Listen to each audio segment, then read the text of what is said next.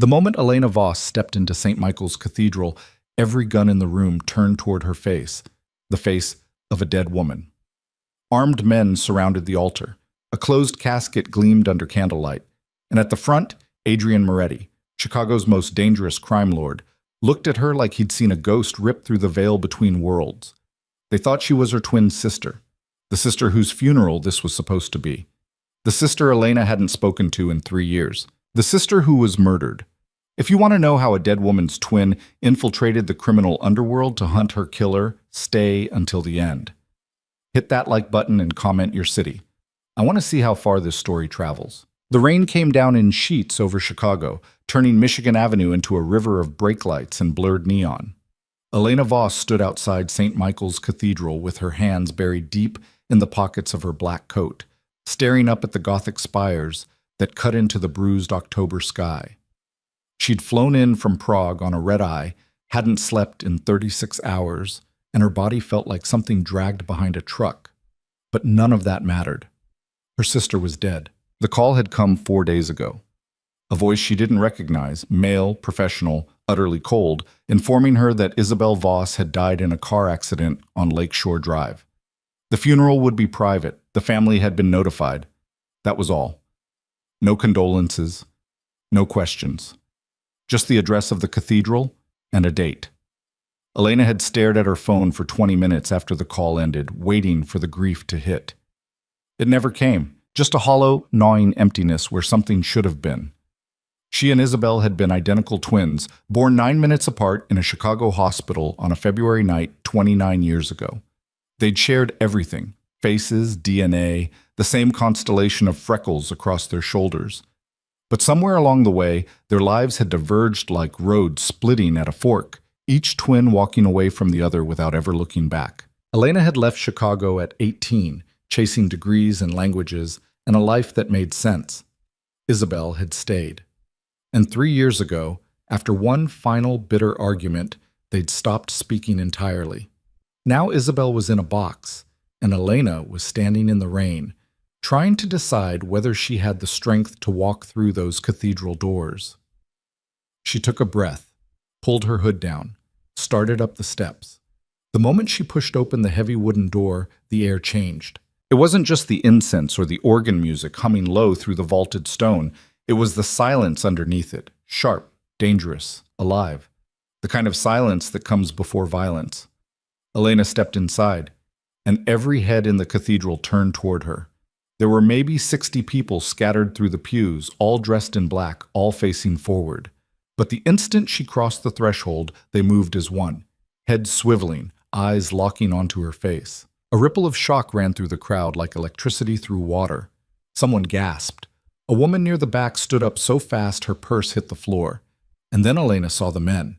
They were positioned along the walls, standing at intervals like statues, broad-shouldered, unmoving, hands folded at their waists, dressed in dark suits that didn't quite hide the bulges beneath their jackets. Security. No, not security. Soldiers. Her pulse kicked. This wasn't a funeral. It was a fortress. She forced herself to keep walking, her heels clicking against the marble floor as she moved down the center aisle. The crowd parted without a word, people stepping back into the pews as if she carried a plague. Their faces were pale. Afraid. Why were they afraid? At the front of the cathedral, near the altar, stood a closed mahoral casket draped in white roses. And beside it, hands clasped behind his back, was a man Elena had never seen before. He was tall, well over 6 feet, with the kind of build that suggested violence held carefully in check. Dark hair, sharp jawline, a face that could have been carved from marble if not for the faint scar cutting through his left eyebrow. He wore a black suit tailored to perfection, and when his eyes locked onto hers, the entire room seemed to hold its breath. Those eyes were gray, cold, predatory, and they were staring at her like she'd just risen from the dead. Elena stopped 10 feet from the casket. Her heart hammered against her ribs, but she kept her face blank, her posture straight. She'd spent years learning how to disappear in hostile rooms, how to assess threats, read body language, slip through cracks without making noise. Every instinct she had was screaming at her to run. She stayed.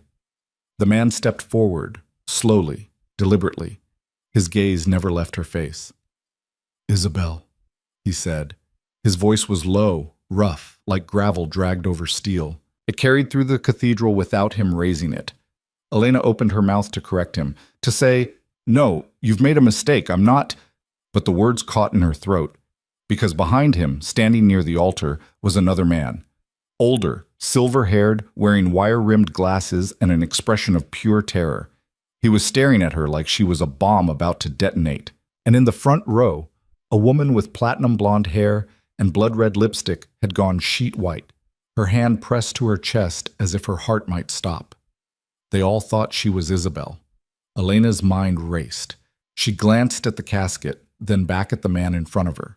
If Isabel was in that box, then why— "You're supposed to be dead," the man said. It wasn't a question. It was an accusation. Elena's breath hitched. She forced herself to speak, to push the words out past the knot in her throat. "I'm not Isabel." The man's expression didn't change, but something flickered in his eyes. Confusion, maybe, or calculation. "I'm her twin," Elena continued, louder now. "My name is Elena Voss. I came for the funeral." Silence. The blonde woman in the front row stood up. "That's impossible," she said, her voice shaking. "Isabel didn't have a twin." "Yes, she did." Elena's hands clenched at her sides. "We were separated young. I left Chicago years ago. I didn't know she—" She stopped, swallowed. "I didn't know she was engaged. I didn't know any of this." The man took another step closer. He was less than 5 feet away now, and Elena could see the sharp intelligence behind those gray eyes. He was weighing her words, testing them for cracks. "You're telling me," he said slowly, "that Isabel had an identical twin sister no one knew about, and that twin just happens to show up 4 days after her death?" "Yes." "Convenient." "It's the truth." His jaw tightened. For a long moment, he just stared at her, his gaze drilling into hers like he could peel back her skin and see straight through to her bones. Then he turned to the older man near the altar. "Vincent," he said.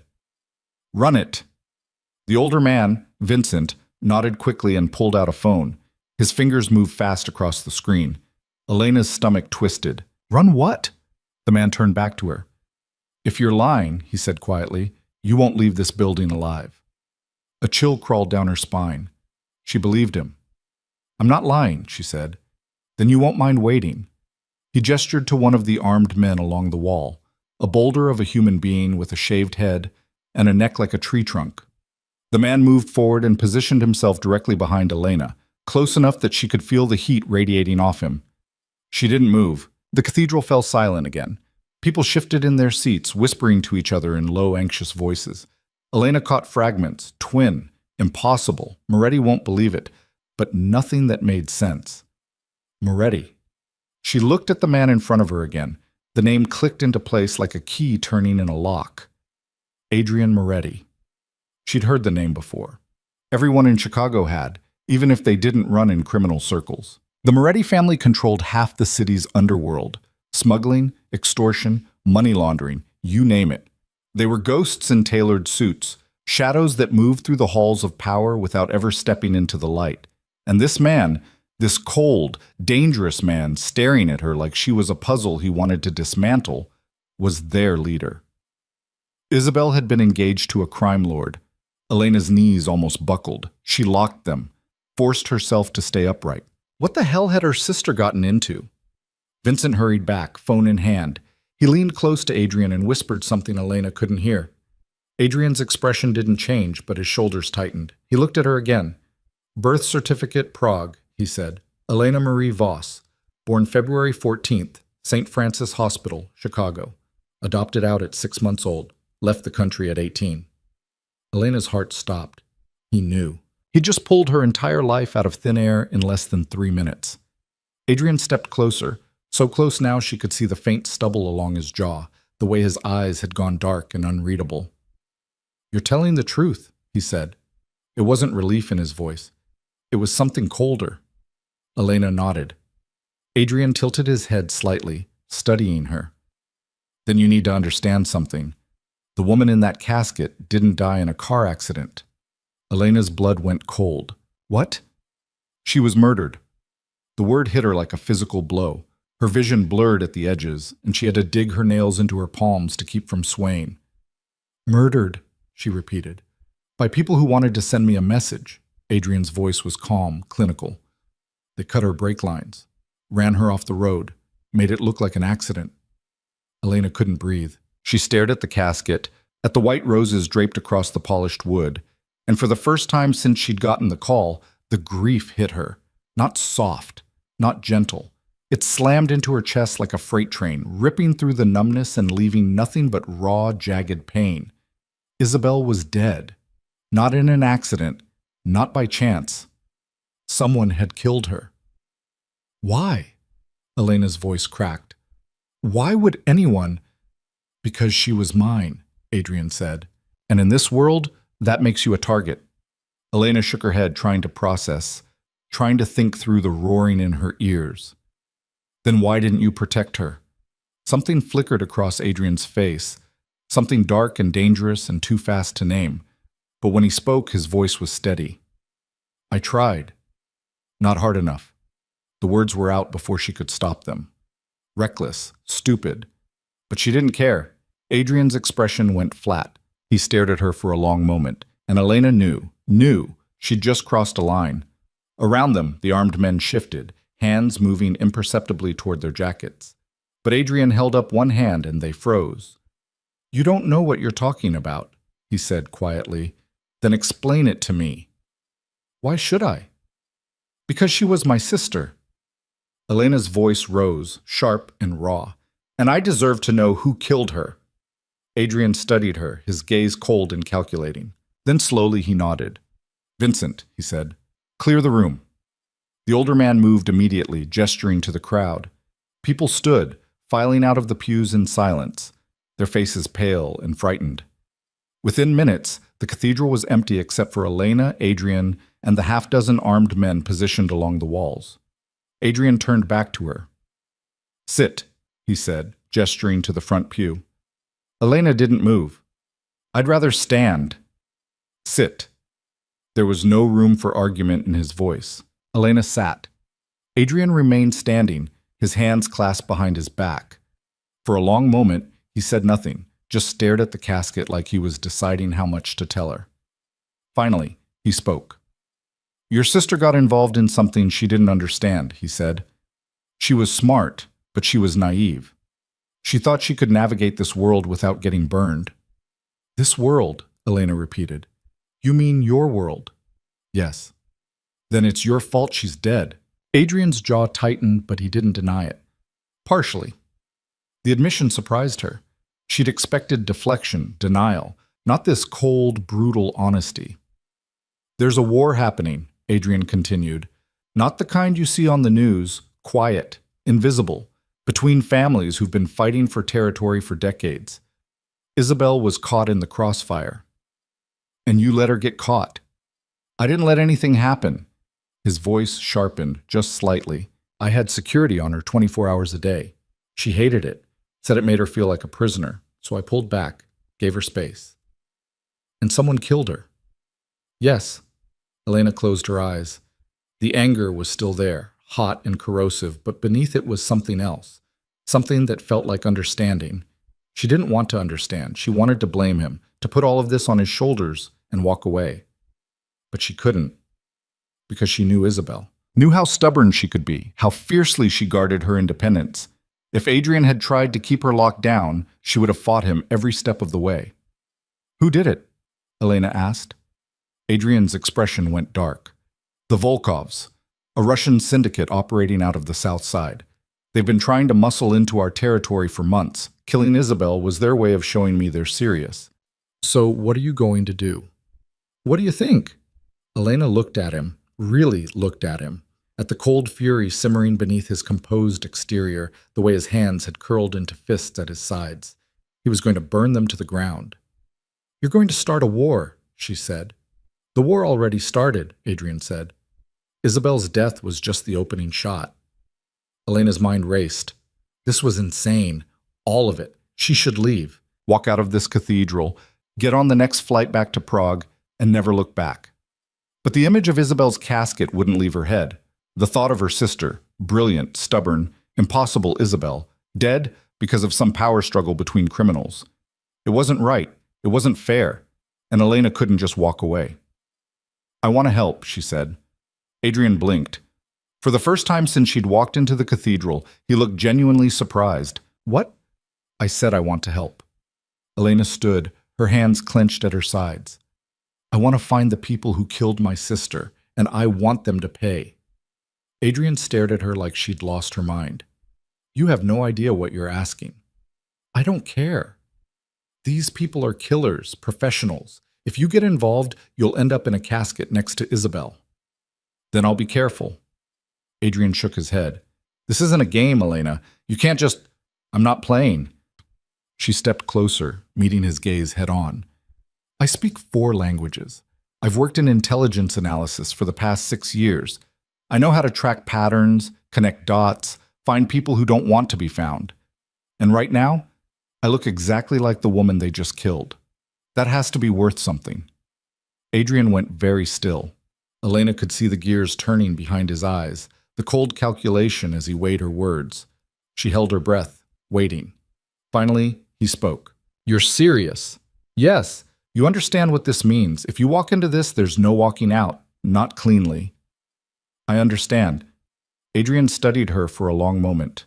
Then, slowly, he nodded. All right, he said, but we do this my way. You follow my rules. You don't take risks I haven't cleared. And if I tell you to walk away, you walk. Understood? Elena nodded. Adrian extended his hand. She took it.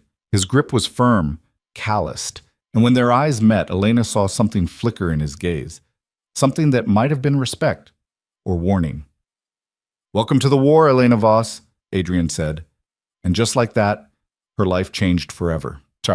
Over the next 3 days, Elena learned more about her sister's life than she had in the past 3 years. Isabel had met Adrian at a charity gala 18 months ago. She'd been working as an art curator for one of Chicago's major museums, and he'd been there representing the Moretti family's legitimate business interests. According to Vincent, who'd become Elena's reluctant guide through this new world, it had been love at first sight. Or obsession. The line seemed blurry. They'd gotten engaged 6 months later. Isabel had moved into Adrian's penthouse overlooking the lake, traded her gallery openings for private dinners with dangerous men, and somewhere along the way she'd stopped calling Elena entirely. Not that Elena had tried very hard to reach out. The guilt of that sat heavy in her chest. Adrian's penthouse was nothing like Elena had expected. She'd imagined dark wood and leather, something out of a mobster movie. Instead, it was all clean lines and floor-to-ceiling windows, modern art on the walls, a kitchen that looked like it belonged in a design magazine. Isabel's touch was everywhere. Books stacked on the coffee table, a half-finished jigsaw puzzle spread across the dining room table, a silk scarf draped over the back of a chair. It was like walking through a museum dedicated to her sister's ghost. Elena had been given one of the guest rooms, spacious, impersonal, with a view of the lake that should have been calming but only made her feel more untethered. She spent the first night staring at the ceiling, trying to process everything, and fell asleep sometime around dawn. When she woke, Vincent was waiting in the kitchen with coffee and a folder full of surveillance photos. Mr. Moretti wants you to study these, he said, sliding the folder across the counter. Elena opened it. Inside were dozens of photos, men entering and leaving buildings, sitting in cars, shaking hands in dimly lit rooms. Some of the faces were marked with red X's. Dead? She asked. Or missing, Vincent said. Same thing in this business. Elena flipped through the images, her analytical mind clicking into gear. Patterns emerged, meeting locations, repeated faces, timestamps that suggested regular schedules. These are the Volkovs, she said. The key players, yes, and Adrian wants me to memorize them. He wants you to understand what you're up against. Vincent poured himself a cup of coffee, his movements precise. The Volkovs aren't like us. They don't play by rules. They don't respect boundaries. If they find out you're helping Adrian, they'll kill you without hesitation. Then I won't let them find out. Vincent gave her a long look. You remind me of her, your sister. Same stubbornness. Elena's chest tightened. Did you know her well? Well enough. Vincent's expression softened just slightly. She was kind, too kind for this world, She used to bring me pastries from that French bakery on Clark Street, always remembered my birthday. Elena had to look away. The grief was still too raw, too close to the surface. I'm sorry, Vincent said quietly. Don't be. Just help me find who killed her. I will. Adrian returned that evening, bringing with him a tension that filled the entire penthouse. Elena was sitting in the living room, still studying the surveillance photos, when he walked in. He'd shed his suit jacket, rolled up his sleeves, and there was blood on his knuckles. Elena stood. Are you hurt? No. Then whose blood is that? Adrian glanced at his hands like he'd forgotten about the blood entirely. No one important. He moved to the bar, poured himself 2 fingers of whiskey, and drank it in one swallow. Elena watched him, her mind cataloging details. The way he moved, the controlled violence in every gesture, the exhaustion carved into the lines of his face. Rough day? She asked. You could say that. Want to talk about it? No. Elena sat back down. Fine. Then let's talk about this. She held up one of the photos. A man with a shaved head and a scar running down his cheek. Dmitry Volkov, the eldest son.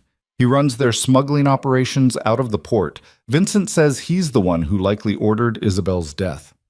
Adrian turned, his gray eyes sharpening. What else did Vincent tell you? That Dmitry has a weakness for high-stakes poker games. That he plays every Friday night at an underground club in Pilsen. And that he's paranoid enough to travel with at least 6 bodyguards at all times. And what do you think we should do with that information? It was a test. Elena could feel it. She met his gaze. I think we use it. Get someone inside the game, plant surveillance, figure out his patterns, his weaknesses. Then we take him when he's vulnerable. Adrian's mouth curved into something that might have been a smile. Not bad. I've been reading your files. I noticed. He crossed the room and sat down across from her, his elbows on his knees, his gaze steady. You're smart, Elena. Smarter than Isabel was. But intelligence isn't enough in this world. You need to be ruthless. Can you do that? Elena thought about her sister in that casket, about the people who'd cut her brake lines and sent her careening off the road, about the cold, brutal calculus of violence. Yes, she said. Good. Adrian leaned back. Because tomorrow, we're going to that poker game, and you're coming with me. Elena's heart kicked. Why? Because you have the one thing I need most right now.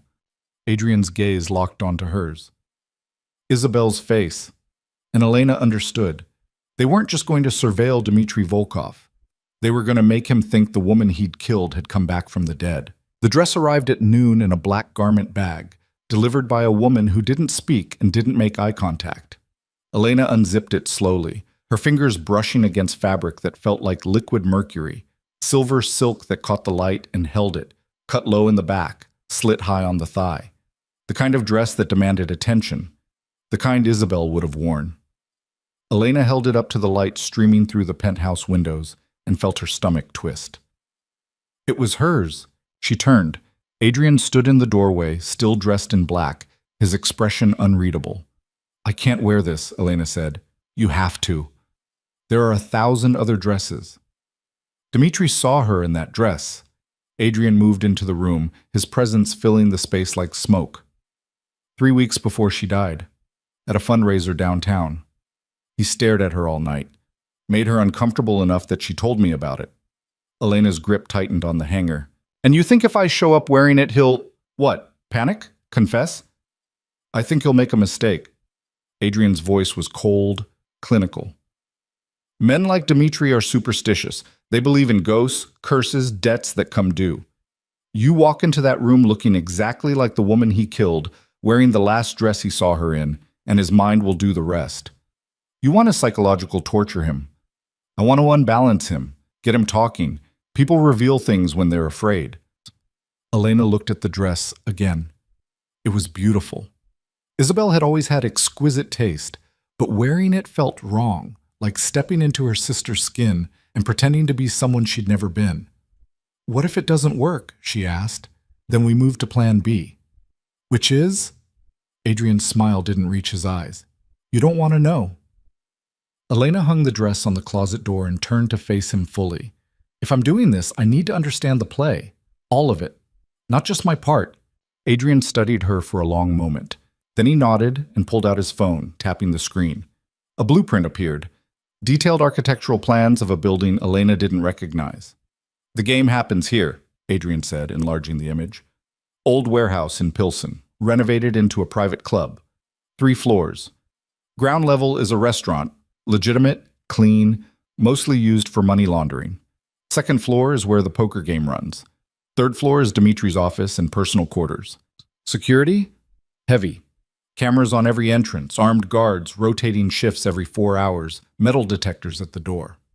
Adrian swiped to another image. Surveillance photos of men in suits, faces hard and watchful. Dimitri's paranoid. He trusts no one. Everyone who enters gets screened, even regulars. Then how do we get in? I have a standing invitation. I've played in his game before. Adrian's expression darkened. He'll be surprised to see me. We haven't exactly been friendly since Isabel died. But he won't turn me away. That would be an insult, and Dimitri's too smart to start a war over a poker game. And me? You're my date.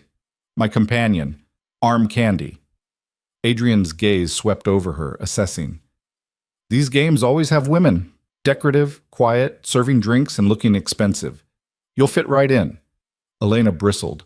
I'm not playing some empty-headed, you're playing whatever role gets us close to Dimitri. Adrian's voice cut through her protest like a blade. This isn't about your ego, Elena. It's about making him think he's seen a ghost. You speak when spoken to. You smile. You let me do the talking. Understood? Every instinct in her wanted to argue, but she swallowed it down and nodded. Good. Adrian pocketed his phone. We leave at 9.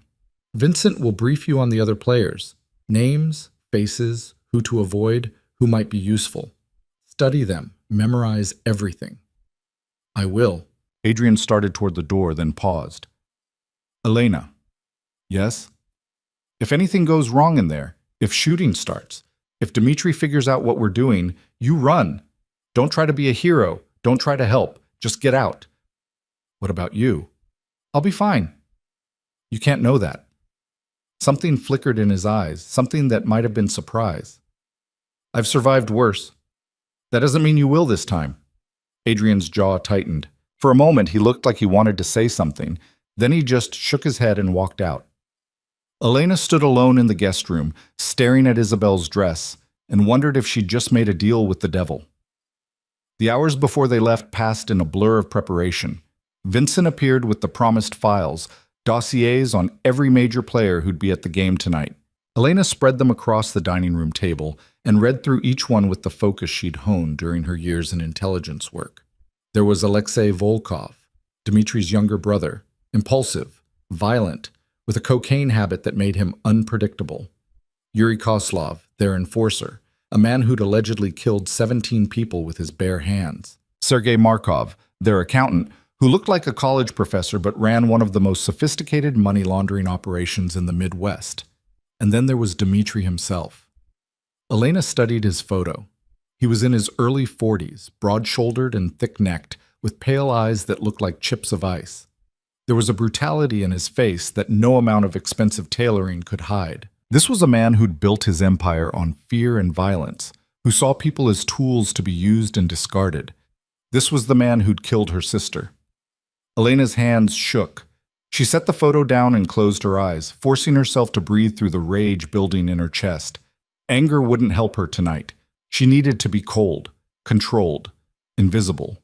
She needed to be nothing like herself. At 8:30, she showered and dried her hair, styled it the way Isabel used to. Loose waves that fell past her shoulders, parted on the side. She applied makeup with a careful hand, recreating her sister's signature look, winged eyeliner, dark lips, highlighter that caught the light. When she looked in the mirror, Isabel stared back. The resemblance was perfect, terrifying. Elena slipped into the silver dress. It fit like it had been made for her, which in a way it had. She and Isabel had always been the same size, the same measurements, identical down to the molecular level. The dress hugged her curves, the silk cool against her skin, and when she turned, the slit revealed her leg almost to the hip. She looked dangerous, expensive. Exactly like the kind of woman who'd walk into a room full of criminals and not blink. Exactly like Isabel. There was a knock at the door. "Come in," Elena said. Vincent entered, stopped dead, and went pale. "Jesus," he whispered. "That bad?" "No, that's the problem."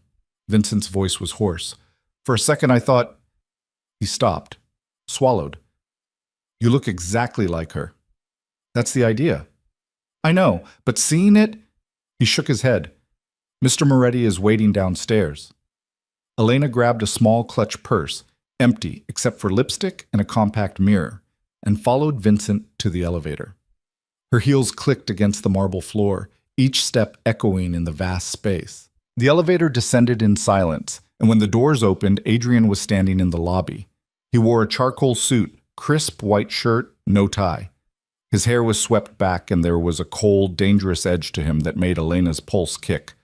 But when his eyes landed on her, he went completely still. For 3 full seconds, he just stared. "Adrian?" Elena asked. He blinked, and whatever he'd been feeling vanished behind his mask. "You look perfect." Vincent had the same reaction. "I imagine everyone will." Adrian's gaze swept over her once more, clinical now, assessing. "The goal is to make Dimitri uncomfortable. You'll do that without saying a word. What if he tries to talk to me?" "Let him. But keep your answers short. You're there to be seen, not heard." Elena bristled again but didn't argue. This was Adrian's world, his rules. She was just a weapon he was pointing at his enemy. They took Adrian's car, a sleek black Mercedes that purred like a predator. The driver was one of Adrian's men, silent and focused, navigating the Chicago streets with the kind of precision that spoke to military training.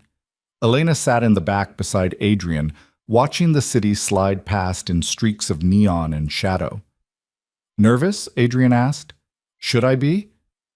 "Probably." Elena glanced at him. "Are you?" "No." "Why not?" "Because I've done this 100 times. Adrian's voice was flat, matter-of-fact. "I know how to walk into a room full of predators and make them think I'm the biggest threat. You just have to follow my lead. And if I don't, then we both die." He said it so casually, like he was discussing the weather. Elena's stomach clenched, but she forced herself to stay calm. She'd agreed to this. She'd walked into Adrian's world with her eyes open. There was no backing out now. The car pulled up outside a nondescript building in Pilsen. Red brick, barred windows, a steel door with no sign. It looked abandoned. But as they stepped out, Elena saw the cameras mounted in the corners, the way shadows moved behind tinted glass. This was the place. Adrian offered his arm. Elena took it, and together they walked to the door. A man the size of a refrigerator opened it.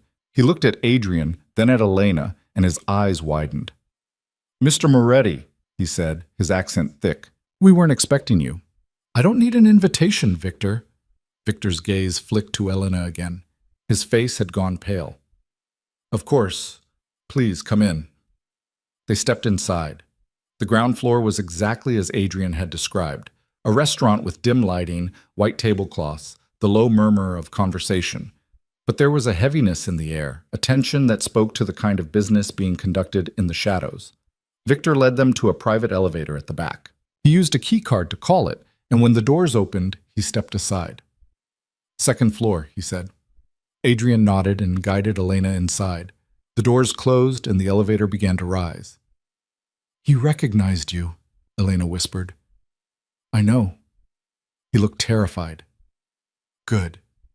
Adrian's hand moved to the small of her back, steadying her. "That means this is working. Just stay close to me. Don't wander off. Don't engage unless I tell you to." The elevator stopped. The doors opened. And Elena stepped into another world. The second floor had been transformed into a high-end gambling hall. Dark wood, green felt tables, crystal chandeliers throwing soft light across the room. There were maybe 20 people scattered throughout, mostly men in expensive suits, a handful of women in cocktail dresses serving drinks. Everyone looked up when Adrian and Elena entered, and every single one of them froze. The room went silent. A man at the nearest poker table dropped his cards. One of the women serving drinks stumbled, nearly spilling her tray. Even the dealer, A stone-faced woman in a tuxedo vest stared. They were all looking at Elena. She felt their eyes on her like physical weight, pressing down, suffocating. But she kept her face blank, her posture perfect, and let Adrian guide her deeper into the room. At the far end, at a private table cordoned off by velvet ropes, sat Dmitry Volkov. He was bigger in person than in his photos. Broad-shouldered, thick-armed, with a neck that looked like it could stop bullets. He wore a black suit with a red silk shirt underneath, gold rings on his fingers, a watch that probably cost more than most people's cars. His pale eyes were fixed on a hand of cards, his expression unreadable. But when Adrian and Elena approached, he looked up, and the blood drained from his face. His cards slipped from his fingers. His mouth opened, closed, opened again. He stared at Elena like she was a hallucination, a trick of the light, something his mind couldn't process. "Good evening, Dmitry," Adrian said smoothly. Dmitry didn't respond. He was still staring at Elena, his eyes wide, his breathing shallow. Adrian pulled out a chair. "I hope you don't mind if we join you." "That's—" Dmitry's voice cracked. He cleared his throat, tried again. "That's not possible." "What's not possible?" "She's dead." Dmitry's gaze never left Elena. "I saw the casket. I sent flowers." "Did you?" Adrian's tone was conversational, almost bored. "How thoughtful." Dmitry's hand moved to his chest, pressing against his heart like he was checking to make sure it still beat. Around them, the room had gone deathly quiet. Everyone was watching now, tension coiled so tight it felt like the air might shatter. "This is a trick," Dmitry said hoarsely. "Is it?" "She's dead. You buried her." Adrian sat down, utterly calm. "Perhaps you're thinking of someone else." Dmitry's face flushed red. He slammed his hand on the table, making chips jump. "Don't play games with me, Moretti. I know what I saw." "Then you saw wrong." "I'm not crazy." "I didn't say you were." Adrian leaned back, his posture relaxed, his eyes ice cold.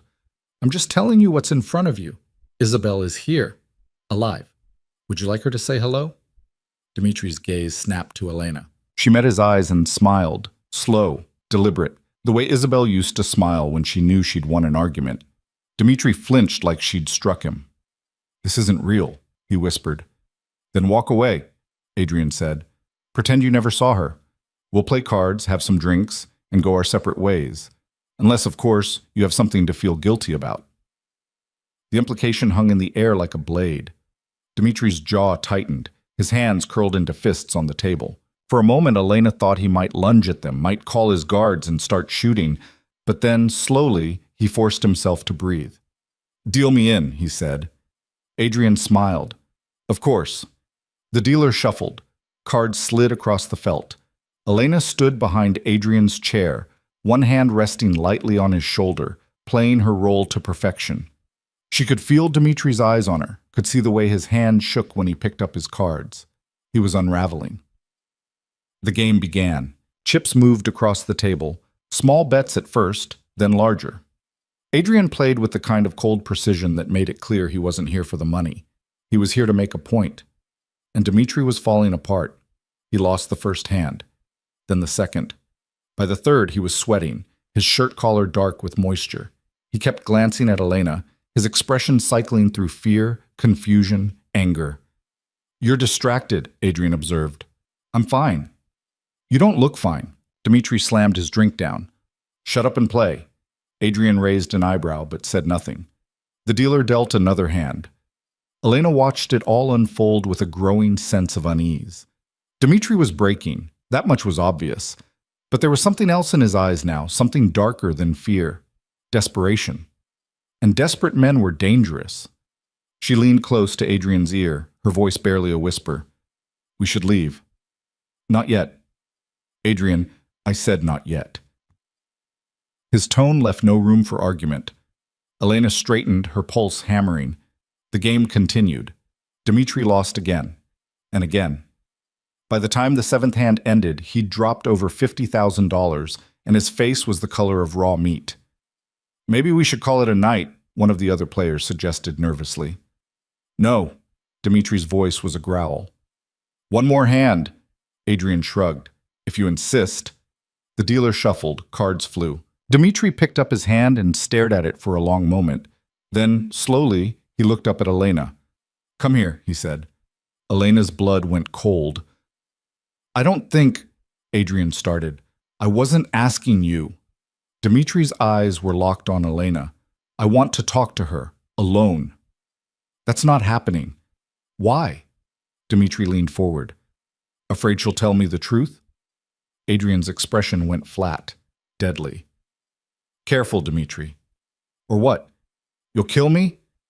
Dmitri laughed, a harsh, broken sound. "You think I'm afraid of you? You think I don't know what you're doing here? Then enlighten me. You're trying to mess with my head. Make me think I'm going crazy. But I'm not crazy, Moretti. I know what I did, and I know she's dead." The words hung in the air. Adrian went very still. Elena felt the temperature in the room drop 10 degrees. "What did you just say?" Adrian's voice was soft, lethal.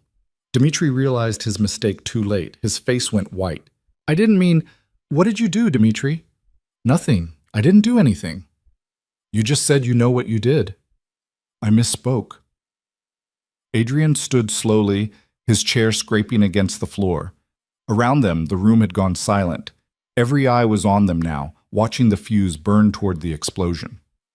"You killed her," Adrian said. "No." "You cut her brake lines."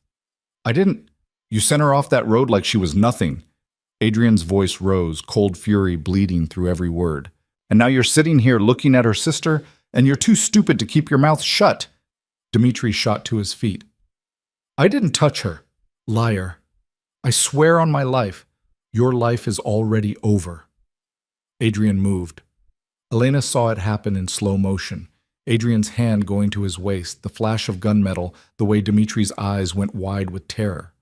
But before Adrian could draw, 3 of Dimitri's guards appeared out of nowhere, guns already out, barrels aimed at Adrian's head. The room exploded into chaos. People screamed, chairs crashed over, the other players dove for cover. Elena froze, her mind screaming at her to run, but her body refusing to move. Adrian didn't flinch. He stood there, calm and cold, with 3 guns pointed at him, and smiled. "Interesting choice, Dmitri," he said. Dimitri's chest heaved. "Get out, now." "Or what? You'll shoot me in front of 50 witnesses?"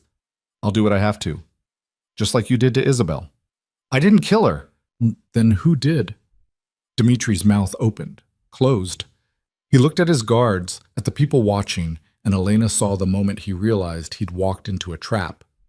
Adrian had goaded him into a confession in front of a room full of witnesses. "This conversation is over," Dmitri said hoarsely. "Leave, before I change my mind." Adrian holstered his gun, slowly, deliberately, and turned to Elena. "Come on." Elena's legs felt like water, but she forced them to move. She walked beside Adrian toward the elevator, every nerve in her body screaming danger. Behind them, she could hear Dmitri shouting orders, the guards moving into position. They stepped into the elevator, the doors closed. The second they were alone, Elena's knees buckled. Adrian caught her, holding her upright as the elevator descended. "Breathe," he said. "You almost got us killed." "But I didn't. That's not the point." "It is exactly the point." Adrian's grip on her arm tightened. Dmitri just confessed in front of half of Chicago's underworld. By morning, everyone will know he killed Isabel. The Volkov's reputation is destroyed. And what good does that do if we're dead? We're not dead. The elevator stopped. The doors opened. Victor was waiting, his face pale. "Mr. Volkov requests that you leave immediately," he said. "Tell Mr. Volkov we're already gone," Adrian replied. They walked out into the cold Chicago night. The Mercedes was waiting, engine running. Adrian opened the door for Elena, and she climbed inside, her whole body shaking. Adrian slid in beside her. "Drive." The car pulled away from the curb, tires hissing on wet pavement. Elena stared out the window, trying to process what had just happened, trying to slow her racing heart. "You used me," she said quietly. "Yes." "You knew he'd confess." "I suspected. And you didn't tell me." Adrian looked at her. "Would you have gone through with it if I had?" Elena didn't answer. She already knew the truth. "Dmitri is a coward," Adrian continued. "Cowards crack under pressure. All I had to do was apply enough of it. By making him think he was seeing a ghost. By making him think he was going insane. Adrian's voice was cold, clinical. Men like Dmitri are superstitious. They believe in debts and karma. You walked into that room wearing Isabel's face, and his guilt did the rest. Elena closed her eyes. She felt sick, used, like a puppet dancing on strings she couldn't see. I should hate you, she said. You probably should. But I don't. She opened her eyes and looked at him. Adrian was watching her with that same unreadable expression, his gray eyes reflecting the city lights. Because Isabel is dead, Elena continued, and Dmitri is the one who killed her, and now everyone knows it. Yes. So what happens now? Adrian's smile was thin and sharp as a blade. Now we make him pay. The penthouse was dark when they returned, lit only by the ambient glow of the city sprawling beneath them like a circuit board of light and shadow. Elena kicked off her heels the moment they crossed the threshold, her feet aching, her entire body vibrating with adrenaline that had nowhere to go. She moved to the windows and pressed her palms against the glass, feeling the cold seep through, grounding herself in something solid and real. Behind her, Adrian poured 2 glasses of whiskey. He didn't ask if she wanted one. He just crossed the room and pressed the glass into her hand. Drink, he said. Elena did. The whiskey burned going down, sharp and cleansing, and she welcomed the pain. It meant she was still alive, still breathing, still standing in a world that had just tilted sideways. You did well tonight, Adrian said. I stood there and let you use me as bait. And it worked. Elena turned to face him. Does that make it right? Right doesn't matter in this world. Results do. Adrian took a sip of his own drink, his expression unreadable. Dmitri confessed in front of witnesses. By dawn, the story will have spread through every criminal organization in the city. The Volkovs are finished. Just like that? Just like that. Adrian moved to the couch and sat, his posture deceptively relaxed. Reputation is currency in our world, Elena. Once you lose it, you can't buy it back. Dmitri killed an unarmed woman, a civilian, by underworld standards. That's a violation. It makes him weak, reckless, and weakness is a death sentence. Elena sank into the chair across from him, the silver dress pooling around her legs like liquid mercury. So what happens now? The other families just, what? Turn on him? Some will. Others will distance themselves. A few will try to capitalize on the chaos. Adrian swirled his whiskey, watching the amber liquid catch the light. The Volkovs have been a thorn in everyone's side for years. This is the excuse they've been waiting for. And you'll just sit back and watch. No. Adrian's eyes lifted to meet hers, and there was nothing relaxed about them now. They were cold and sharp and absolutely merciless. I'm going to dismantle them piece by piece, starting with Dmitri. The way he said it, calm, matter-of-fact, like he was discussing a business transaction, sent a chill down Elena's spine. You're going to kill him, she said. Eventually. When? When it hurts the most. Adrian set his glass down. Death is easy, Elena. Quick. I want Dmitri to suffer the way Isabel suffered.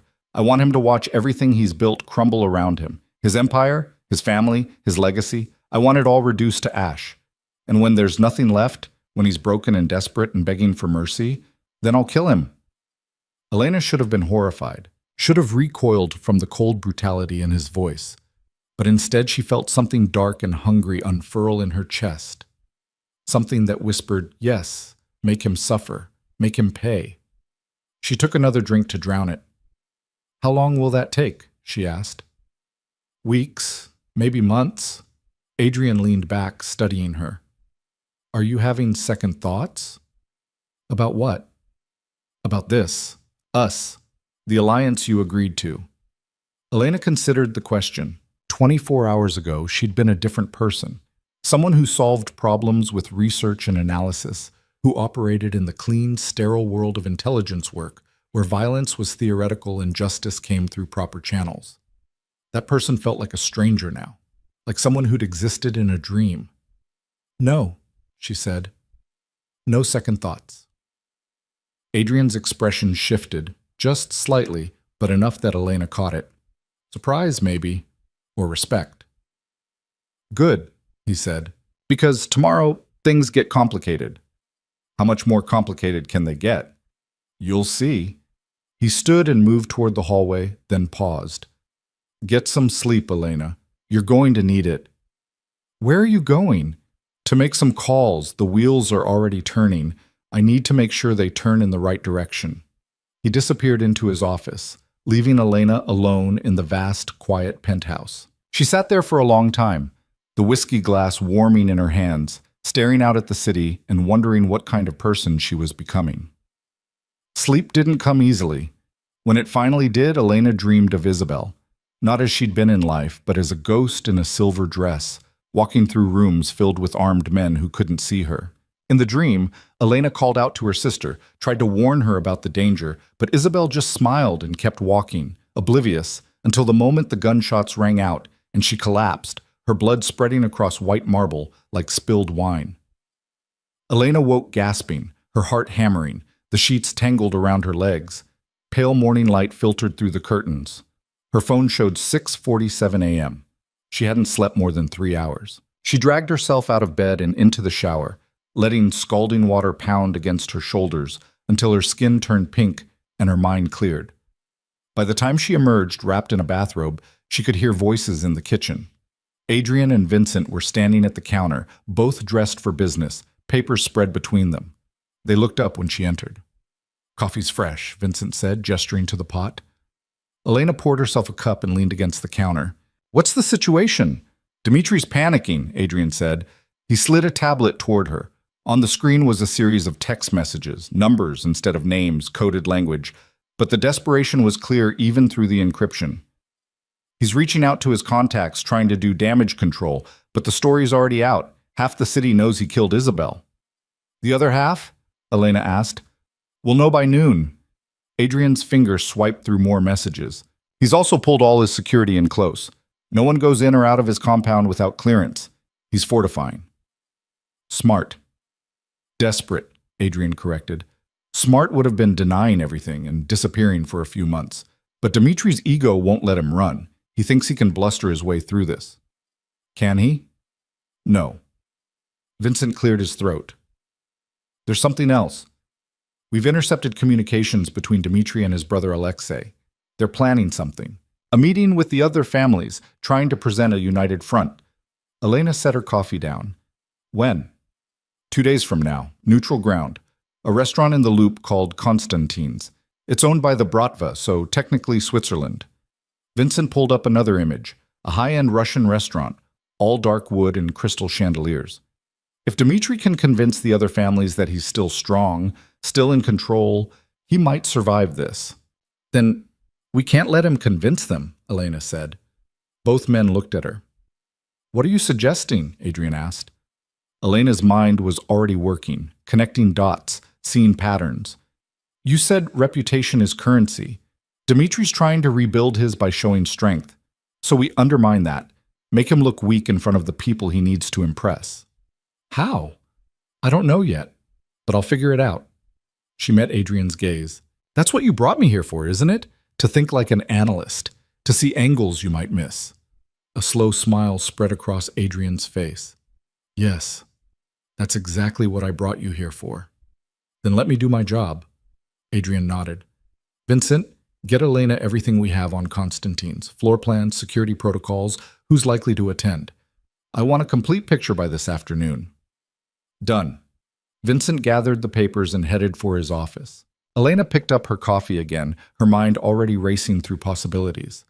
Adrian watched her, his expression thoughtful. You're different than you were yesterday, he observed. Yesterday I was terrified. And today? Today I'm angry. Adrian's smile widened. Good. Anger is useful. It sharpens the mind, makes you focused. Is that what you are? Angry?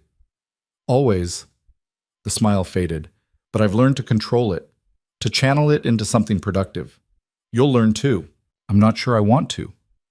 Then you shouldn't have walked into that cathedral. Adrian moved closer, his presence filling the space between them. You made a choice, Elena, to step into this world, to hunt the people who killed your sister. You can't do that halfway. Either you commit fully or you walk away now before you get in too deep. Elena looked up at him. He was close enough that she could see the faint stubble along his jaw, the way his gray eyes reflected the morning light. There was no warmth in them, no softness, just cold calculation and barely restrained violence. She should have been afraid of him. She wasn't. "I'm already in too deep," she said quietly. "I know." For a moment, neither of them moved. The air between them felt charged, heavy with something Elena couldn't name. Then Adrian stepped back, breaking the spell. "Get dressed," he said. "We have work to do." The next 2 days passed in a blur of planning and preparation. Elena buried herself in the intelligence Vincent provided. Schematics of Constantine's, background on every major player likely to attend the meeting. Psychological profiles she compiled herself based on past behavior and known associates. She worked the way she used to work in Prague when a case consumed her, turning her apartment into a war room covered in papers and photographs and red string connecting the dots. Except this wasn't theoretical. This was real. And the stakes were measured in blood. Adrian gave her space to work but checked in regularly, asking questions that forced her to sharpen her thinking, to consider angles she'd missed. It reminded her of working with a good partner, someone who challenged you, pushed you, made you better. She tried not to think about how dangerous that was, how easy it would be to start trusting him. On the second night, as Elena sat cross-legged on the living room floor surrounded by papers, Adrian appeared with takeout containers. "You need to eat," he said, setting them on the coffee table. "I'm not hungry." "I don't care. Eat anyway." Elena looked up, ready to argue, but the expression on his face stopped her. It wasn't quite concern. Adrian didn't do concern, but it was something adjacent, awareness that she was burning herself out. She took a container, Thai food, pad see ew, her favorite. She blinked in surprise. "Vincent mentioned it," Adrian said, answering her unspoken question. "He's been keeping track of what you eat." "That's slightly creepy." "That's survival, knowing your allies, understanding what they need." Adrian sat on the couch, his own food untouched. "Have you figured it out yet? The play at Constantine's?" Elena swallowed a bite of noodles. "Maybe. It depends on a few variables." "Walk me through it." She set her food down and pulled over her notepad, covered in scribbled diagrams and notes. Dimitri's goal is to convince the other families he's still strong. He'll do that through displays of wealth, power, loyalty. He'll bring his best people. He'll make promises. He'll project confidence. Agreed. So we attack the foundation of that confidence. We show the other families that his people aren't loyal, that his power is an illusion. Elena tapped her pen against the paper. "We turn one of his inner circle." Adrian's eyebrows rose. "Turn? As in flip them?" "Yes." "That's nearly impossible. Dimitri's people are fanatics. They die before they betray him." "Most of them, yes, but not all." Elena pulled out a photograph, a man in his 30s, lean and sharp-featured, with intelligent eyes. Sergei Markov, his accountant. "I know Sergei." "Then you know he's the smartest person in Dimitri's organization, and smart people understand when the ship is sinking." Elena leaned forward. "Sergei's been with the Volkovs for 8 years. He's laundered billions. He knows where everybody is buried, every account number, every dirty transaction. If he flips, Dimitri doesn't just lose an accountant. He loses the keys to his entire empire." Adrian studied the photograph. "Why would Sergei flip? He's well paid, protected." "Because he's also a pragmatist, and right now working for Dimitri is a death sentence." Elena pulled out another sheet, financial records she'd had Vincent pull through back channels. "Sergei has a family, a wife and 2 daughters in Moscow. He sends them money every month, enough to live comfortably. But if Dimitri goes down, all those assets get seized. His family ends up with nothing. So we offer him a way out." "Exactly. We approach him before the meeting, offer him immunity, witness protection, a clean slate. In exchange, he testifies against Dimitri, provides evidence, maybe even wears a wire to the meeting." Adrian was quiet for a long moment, his eyes distant. Elena could see him turning it over in his mind, testing it for weaknesses. "It's risky," he said finally. "Everything we're doing is risky. If Sergei says no, he'll warn Dimitri. We'll lose the element of surprise. Then we make sure he says yes. Elena met his gaze. People don't betray out of logic, Adrian. They betray out of fear. We make him more afraid of what happens if he stays than if he leaves. A slow smile spread across Adrian's face. You really are good at this. I told you, it's what I do. No. Adrian stood and moved to the windows, looking out at the city. What you did was analyze intelligence from a safe distance. This is different. You're playing with lives now, making decisions that will get people killed. People like Dmitri? People like Sergei. Adrian turned back to her. If we flip him and he testifies, the Volkovs will hunt him for the rest of his life. They'll find him eventually, and when they do, they'll kill him slowly, make an example. You understand that, right? You're signing his death warrant. Elena's chest tightened. She hadn't let herself think that far ahead, hadn't considered the downstream consequences. But if we don't flip him, she said slowly, Dmitri stays in power, keeps killing, and Isabel's death means nothing. Yes, then the choice is easy. Adrian's expression was unreadable. Is it? It has to be. He studied her for a long moment, and Elena had the distinct impression she was being tested, measured against some internal standard he hadn't shared. All right, he said. We'll do it your way. Vincent will reach out to Sergei tonight. Set up a meeting. You'll come with me. Why me? Because you're the one who came up with the plan. You should be the one to sell it. Adrian's smile was thin. Besides, you have Isabel's face. That might be useful. Elena felt a chill. You want me to manipulate him?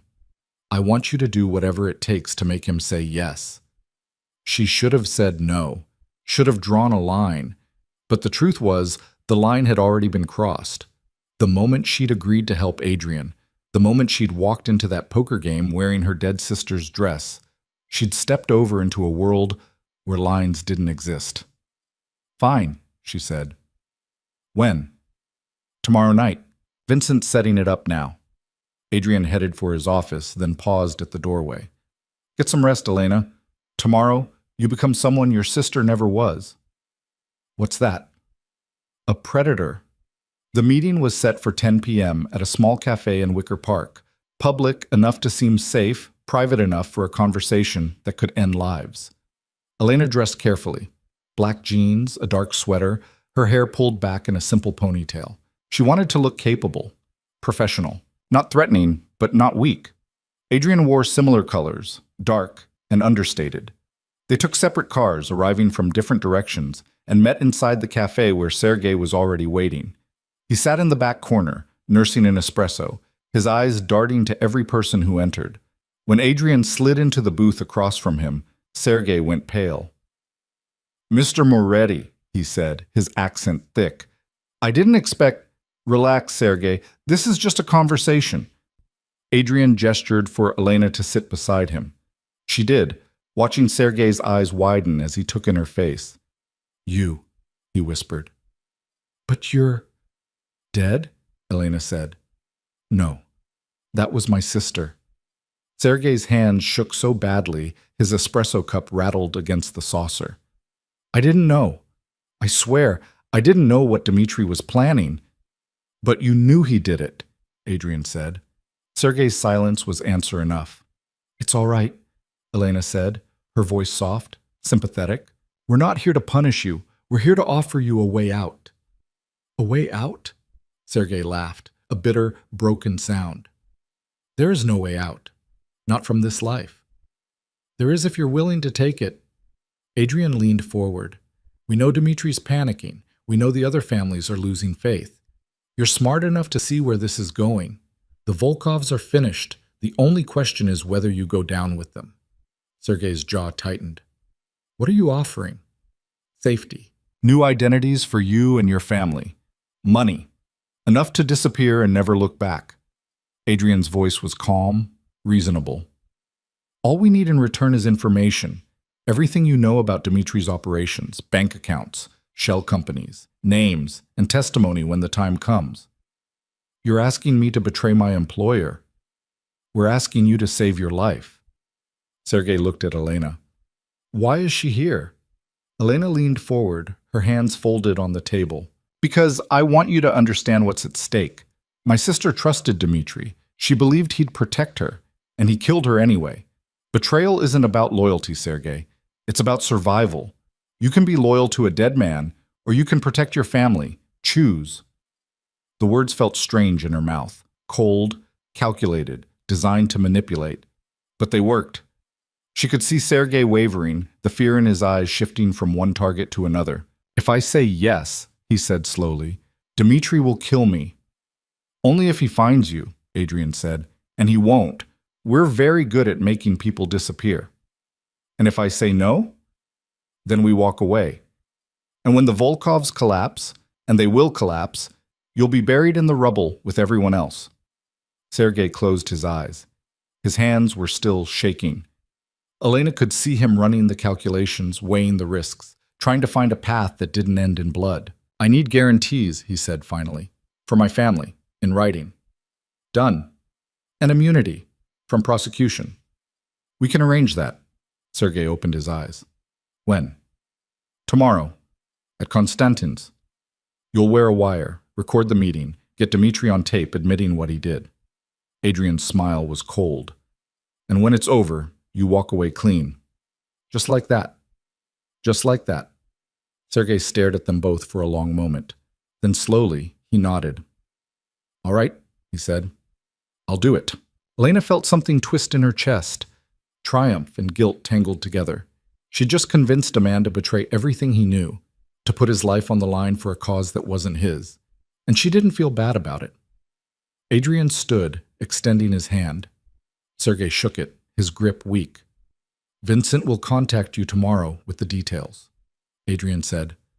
Don't run, Sergei. Don't tell anyone. Just show up. We'll handle the rest.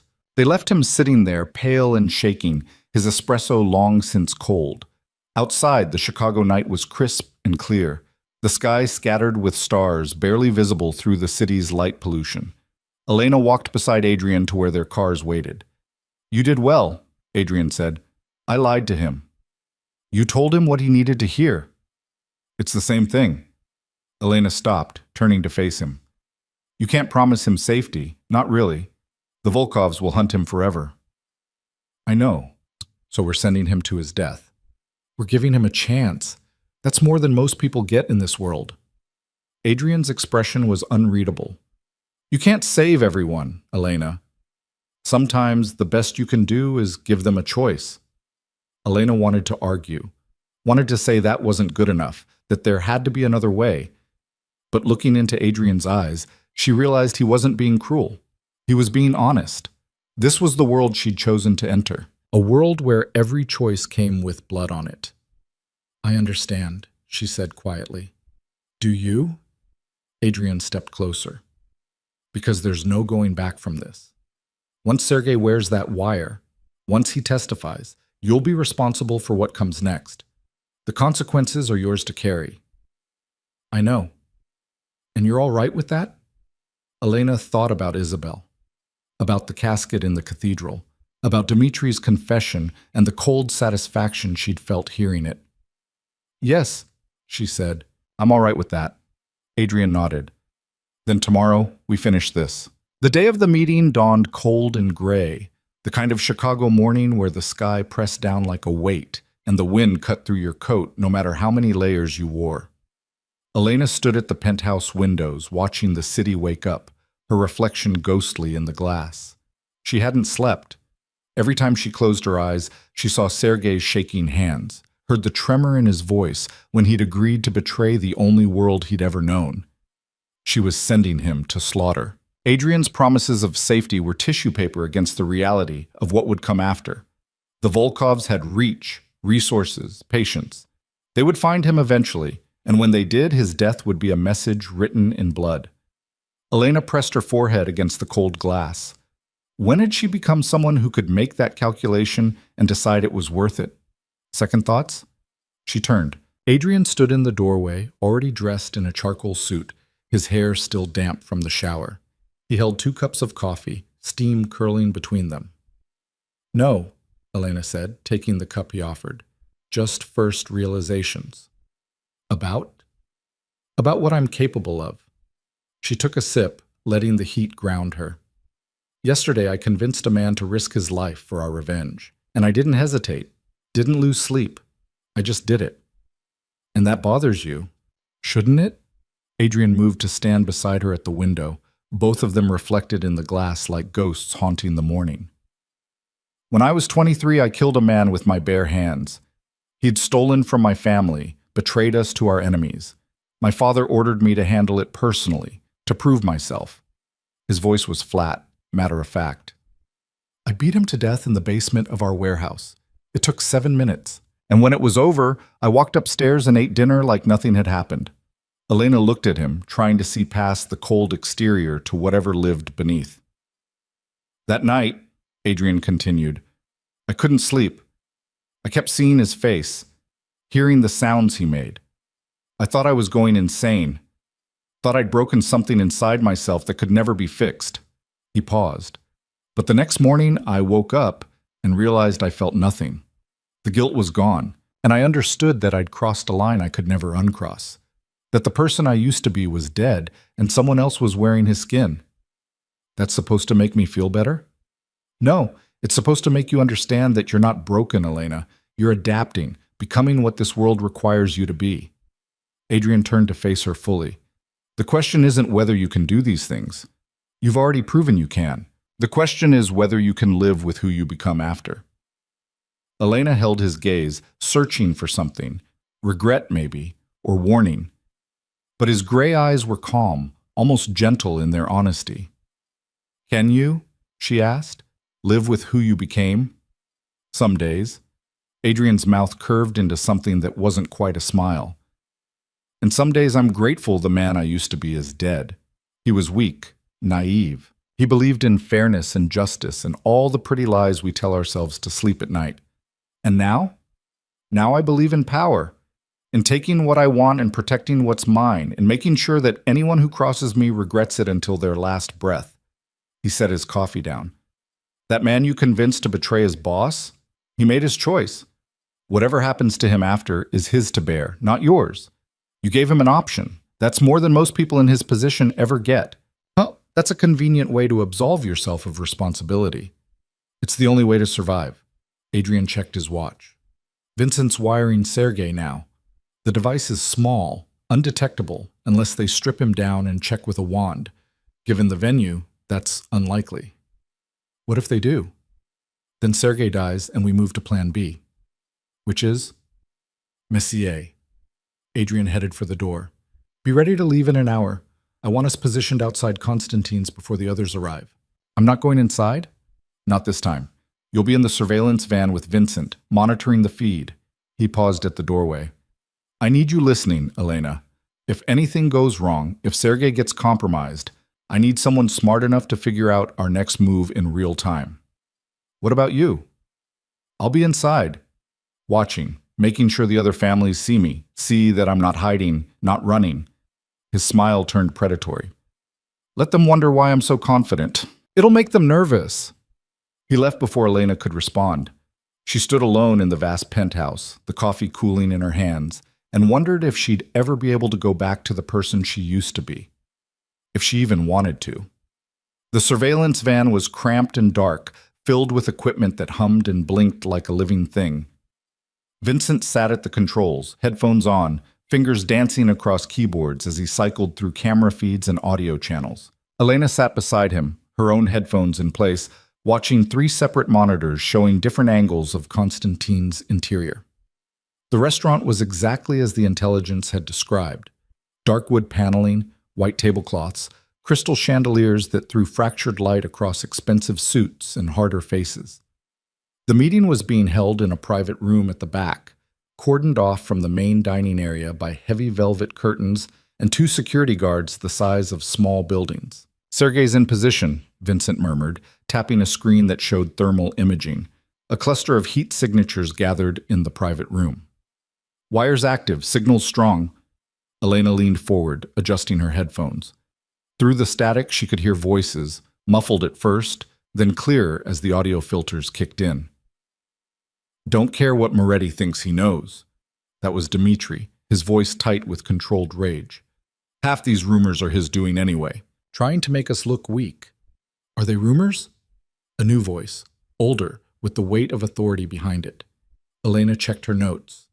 Victor Constantine, the restaurant's owner and a neutral power broker in Chicago's underworld. Because I've heard the same story from 6 different sources. All of them say you killed Moretti's woman. She died in an accident. With no witnesses? Convenient. It doesn't matter what you did or didn't do. A third voice now, smooth and cultured. Boris Kuznetsov, head of the Bratva. What matters is what people believe. And right now, they believe you're reckless. That you started a war over pride. Dmitri's breathing was audible through the wire, sharp, angry.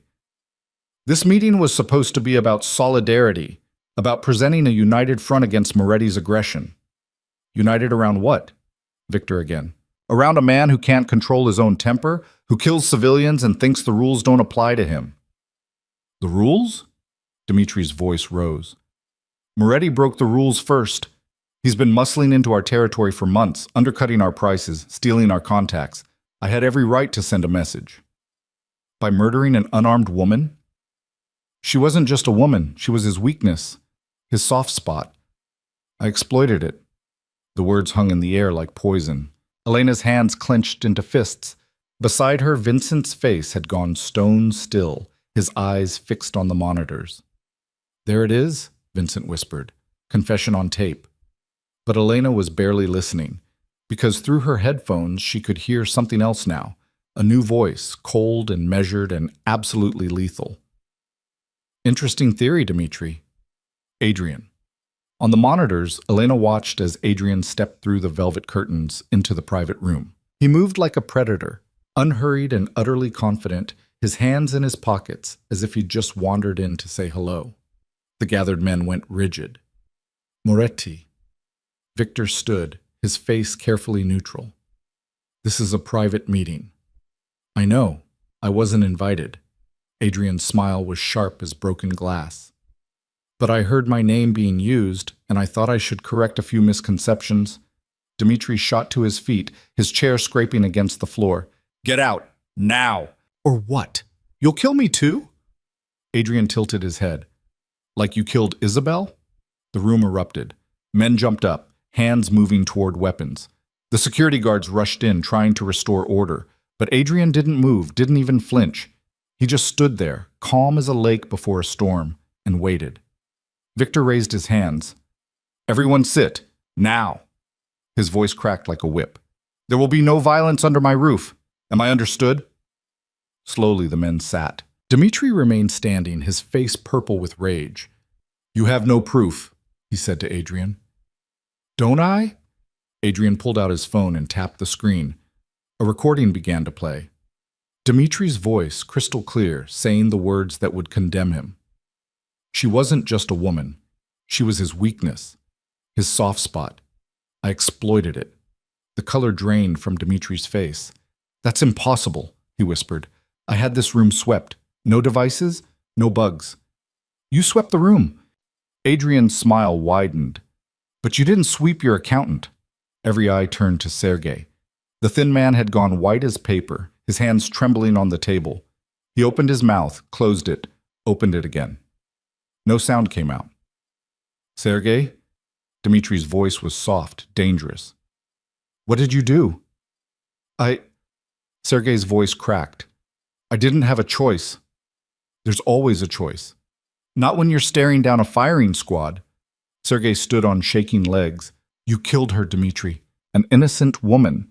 And you bragged about it. You made us all accomplices to murder. You treacherous little... Dmitri lunged across the table. He didn't make it. 2 of Boris's guards intercepted him, slamming him back into his chair with enough force to crack the wood. Dmitri fought against them, snarling, but they held him down.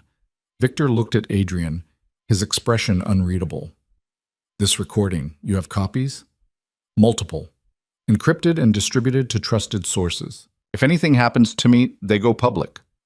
Public meaning? Federal prosecutors, FBI, media outlets.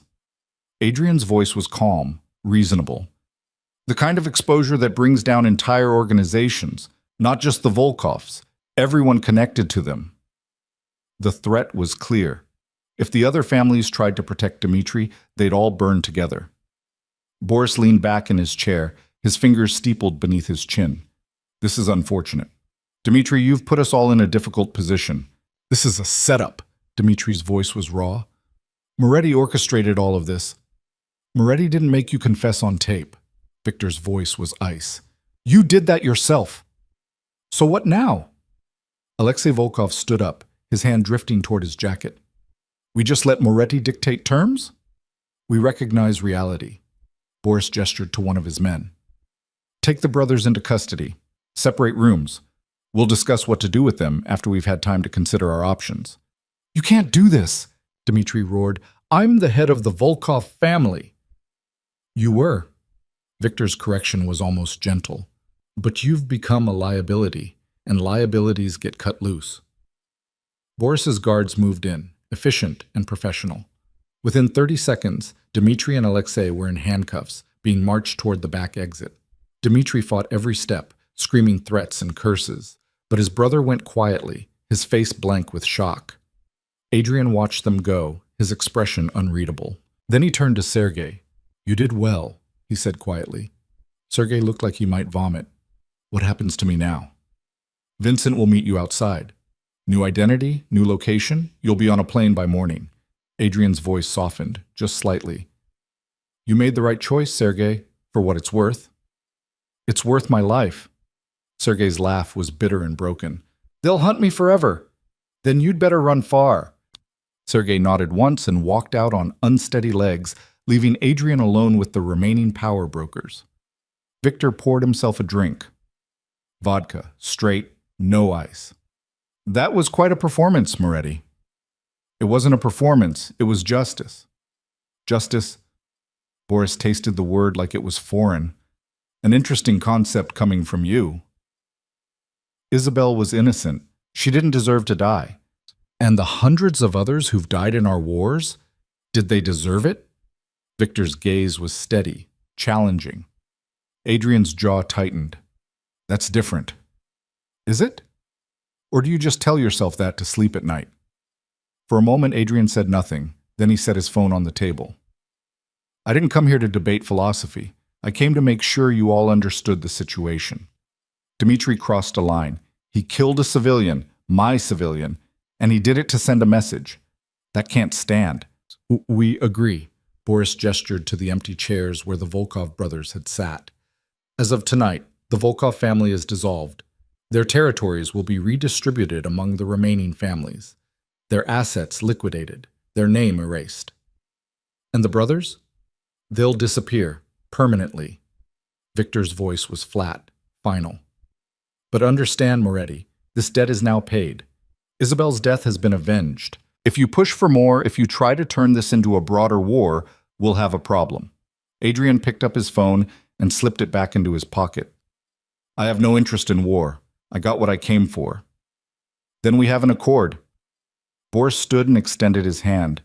Adrian shook it, then Victor's. The other men around the table followed suit, each handshake a contract written in silence and sealed with blood. When Adrian walked out of Konstantin's 15 minutes later, he was the undisputed victor. The Volkovs were finished. Dmitri would be dead before sunrise. And Isabel's killer would face exactly the kind of brutal justice the underworld understood. Elena watched it all unfold from the surveillance van, her heart hammering in her chest. When Adrian's signal showed him leaving the building, she pulled off her headphones with shaking hands. We did it, Vincent said quietly. It actually worked. Yes. Elena's voice sounded hollow even to her own ears. It worked. Are you all right? She wanted to say yes, wanted to feel triumphant, vindicated, satisfied that her sister's death had been avenged. But all she felt was hollow, empty, like she'd poured herself into this plan and there was nothing left. I don't know, she admitted. Vincent studied her for a long moment. Then he reached over and squeezed her shoulder, a surprisingly gentle gesture from a man who'd spent decades in the shadows. It gets easier, he said. The weight of it. Eventually you learn to carry it without feeling like you're drowning. Does it ever go away? No, but you learn to live with it. Vincent began shutting down the equipment. his movements practiced and efficient. For what it's worth, you did the right thing. Isabel deserved better than to be forgotten, to have her death mean nothing. Elena nodded, not trusting herself to speak. She climbed out of the van into the cold Chicago night and waited for Adrian to emerge from the building. When he did, he looked exactly the same as when he'd gone in, composed, controlled, untouchable. But Elena had learned to read the subtle signs, the tightness around his eyes, the way his hands stayed in his pockets, probably to hide the tremor. He just orchestrated the complete destruction of a criminal empire, and somewhere beneath that cold exterior, it had cost him something. "Let's go home," he said quietly. They drove back to the penthouse in silence, the city sliding past in familiar patterns of light and shadow. Elena stared out the window, watching her reflection merge with the passing buildings until she couldn't tell where she ended and the city began. The penthouse felt different when they returned, smaller somehow, more claustrophobic. Elena kicked off her shoes and moved to the bar, pouring herself 3 fingers of whiskey without asking if Adrian wanted any. She drank it fast, letting the burn chase away the numbness. "Sergei's plane leaves in 2 hours, Adrian said, shrugging out of his jacket. "Vincent's people will escort him to the airport. By morning, he'll be in Prague under a new name, new papers, new life. Will he make it? Maybe, if he's smart, if he stays off the grid." Adrian poured his own drink. "Probably not, though. The Volkovs had friends all over the world. Someone will put the pieces together eventually. So we sent him to die. We gave him a chance. That's all anyone can do." Adrian moved to the windows, his back to her. "Dmitri and Alexei won't be so lucky. Boris's people are creative with their executions. It won't be quick." Elena should have felt satisfaction at that, should have felt like justice was being served, but all she felt was tired. Bone-deep, soul-sick tired. "Is this what you wanted?" she asked. "When you agreed to let me help?" Adrian turned, his gray eyes reflecting the city lights. "What I wanted was to make the people who killed Isabel pay. Mission accomplished." "That's not what I'm asking." "Then what are you asking?" Elena set her glass down and crossed the room until she stood directly in front of him, close enough to see the faint lines around his eyes, the stubble shadowing his jaw, close enough to see the man beneath the monster. "I'm asking if you're satisfied," she said, "if destroying the Volkovs was enough, or if you're still just as empty as you were before." Something flickered across Adrian's face, surprise, maybe, or recognition. For a moment the mask slipped, and Elena saw past it to the raw wound underneath. The grief he'd buried so deep even he'd forgotten it was there. "I don't know," he said quietly. "I thought I would be. Thought that once they were gone, once justice was served, I'd feel—" He stopped, shook his head. "But I don't feel anything. Just tired." "That's the price, isn't it? For living in this world? For making the choices we made." Elena's voice was soft. "We get our revenge. We win our wars. But we lose the parts of ourselves that could feel good about it." "Yes." Adrian's gaze held hers. "And there's no going back, no undoing what we've done. We're both different people than we were a week ago." "I know. And you're all right with that?" Elena thought about Isabel, about the cathedral and the poker game and Sergei's shaking hands, about all the choices she'd made and the person those choices had turned her into. Someone harder, colder, more dangerous. Someone who could stand in a room full of monsters and not blink. "I have to be," she said. Adrian's hand came up, his fingers brushing her cheek in a gesture so gentle it made her chest ache.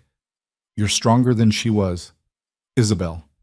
She had kindness in her, softness, things this world destroys, but you—" His thumb traced her jawline.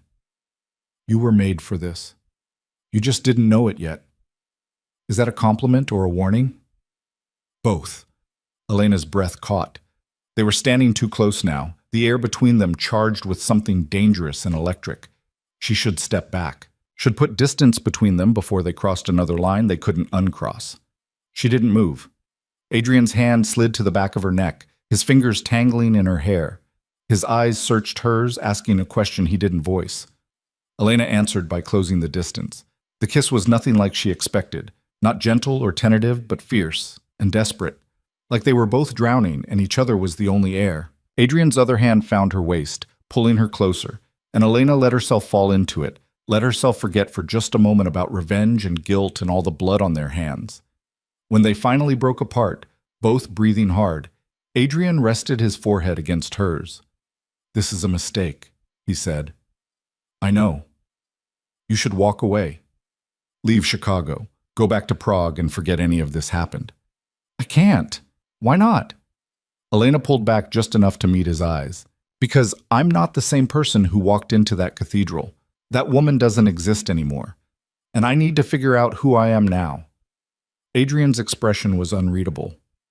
"And you think you'll find that here? With me?" "I think I've already found it." Elena's voice was steady.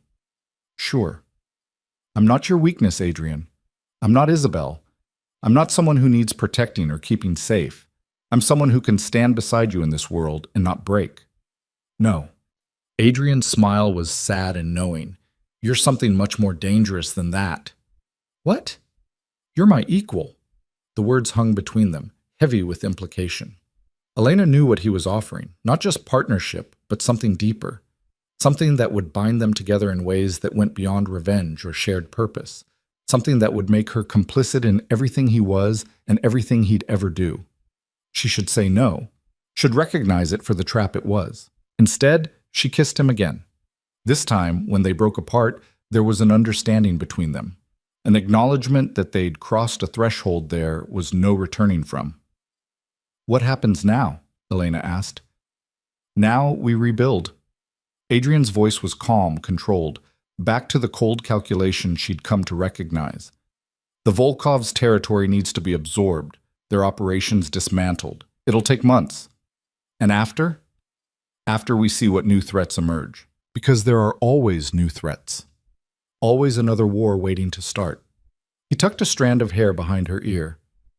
"But for the first time in years, I won't be fighting it alone." Elena nodded.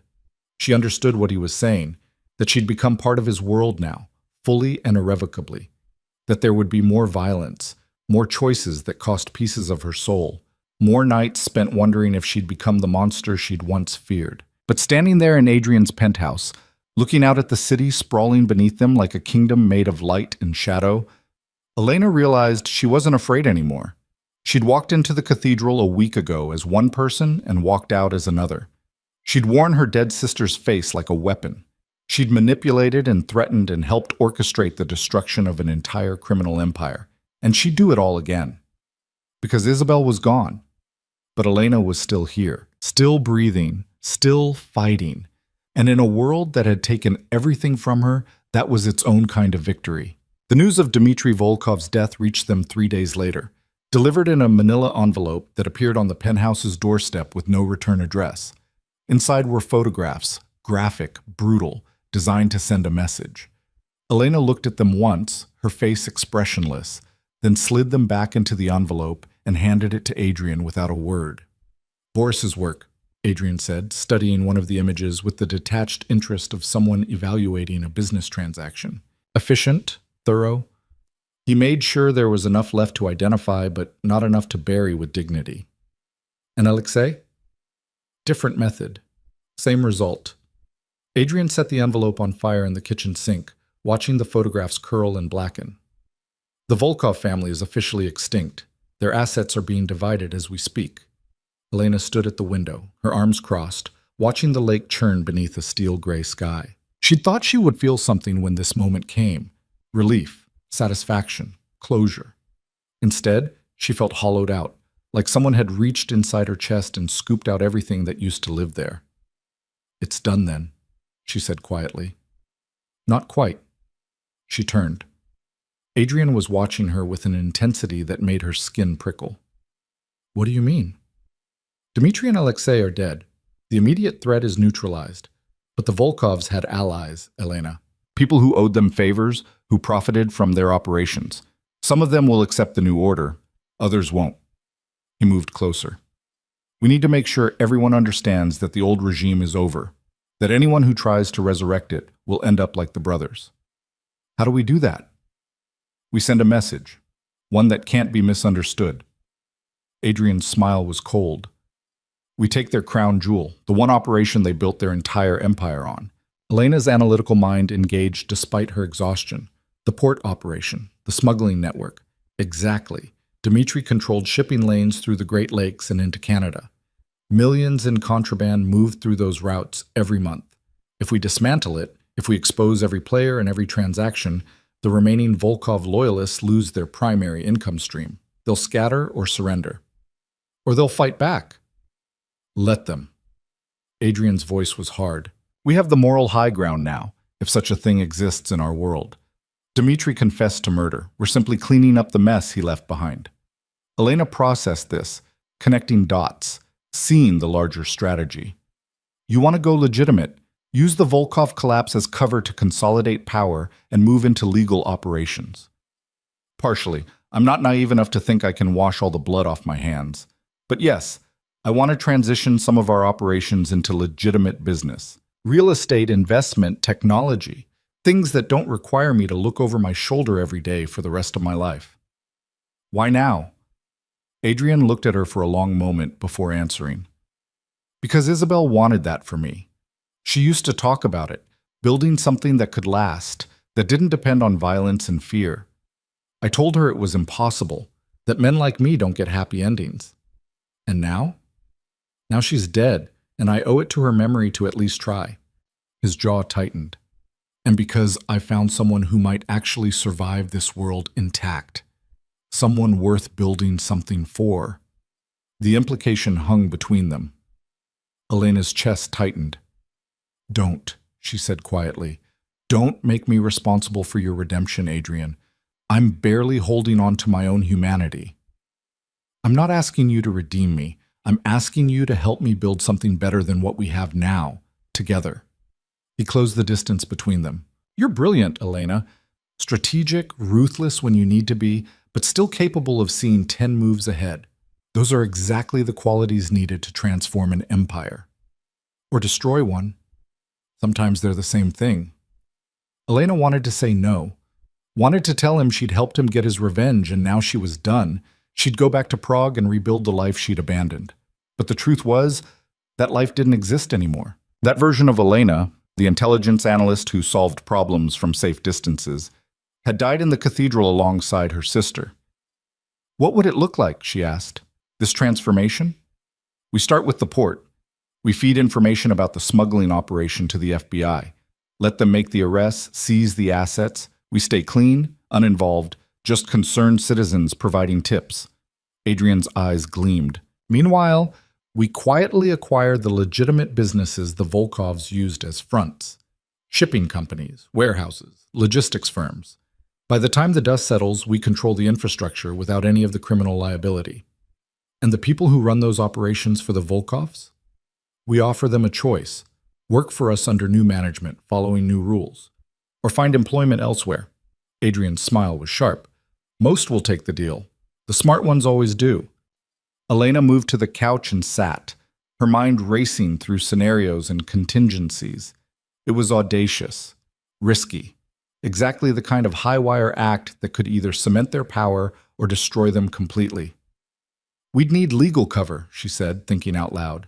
Lawyers, accountants, people who specialize in making dirty money look clean.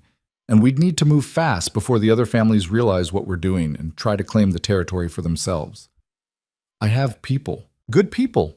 Vincent's already started making contact with the key players. Adrian sat beside her. But I need you to coordinate it, to see the patterns I might miss, to make sure we're not walking into a trap. This is assuming the FBI actually acts on the information, that they don't just file it away or worse, decide we're worth investigating too. I have an agent on retainer, someone who owes me favors, and knows better than to bite the hand that feeds him. He'll make sure the investigation goes where we need it to go. Elena looked at him sharply. You have a federal agent in your pocket? I have many people in many pockets, Elena. That's how power works in the real world. Everyone has leverage. Everyone has a price. You just have to know which buttons to push. She should have been disgusted, should have recognized the casual corruption for what it was and walked away. But instead she found herself nodding, accepting it as just another tool in an arsenal she was learning to wield. How long do we have? she asked. The FBI moves slowly. Even with a motivated agent, it'll take weeks to build a case, secure warrants, coordinate the raids. We have maybe a month before the arrests start, less if someone gets nervous and starts destroying evidence. Then we move now, tonight. Start acquiring the legitimate assets before anyone realizes what we're doing. Elena stood, energy returning to her limbs. I'll need access to the Volkov's corporate records, shell company structures, ownership documents, everything. Vincent has most of it already. I'll have him bring it up. Adrian stood as well, and for a moment they just looked at each other, partners in something that was part revenge, part ambition, part desperate attempt to build meaning from the ashes of violence. This changes everything, Elena said quietly. If we do this, if we actually pull it off, there's no pretending anymore. I'll be as deep in this world as you are. I know. And you're okay with that? With me becoming... She gestured helplessly. Whatever this is? Adrian's hand came up to cup her face, his touch surprisingly gentle. You already are whatever this is, Elena.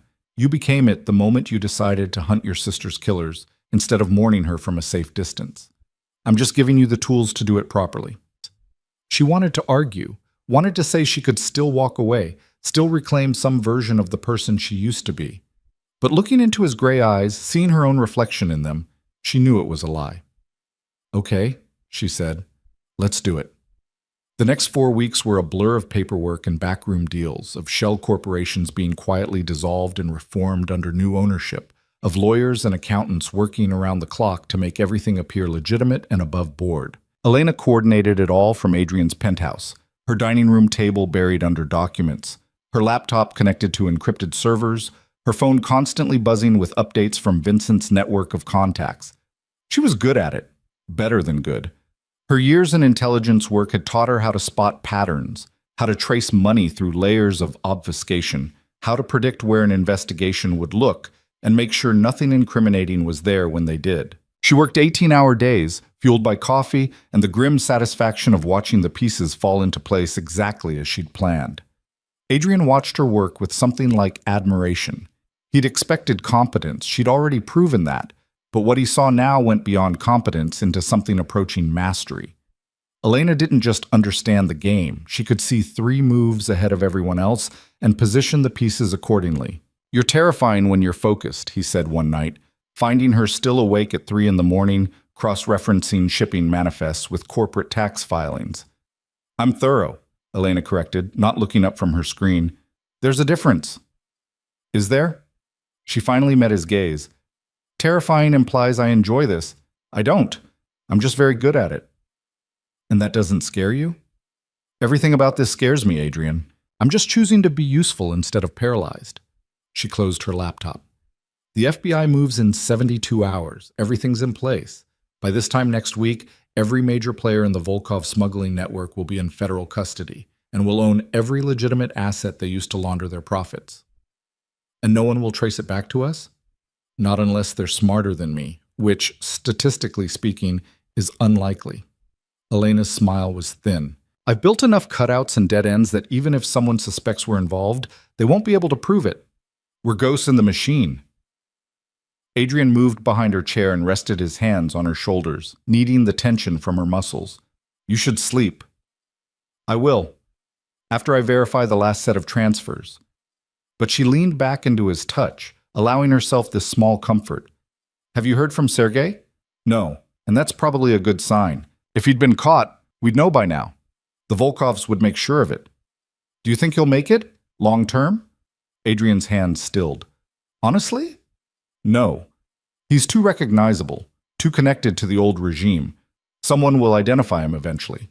But he bought himself time. Maybe that's the best anyone can hope for in our world. Elena thought about that. About the calculus of survival. About trading years for moments.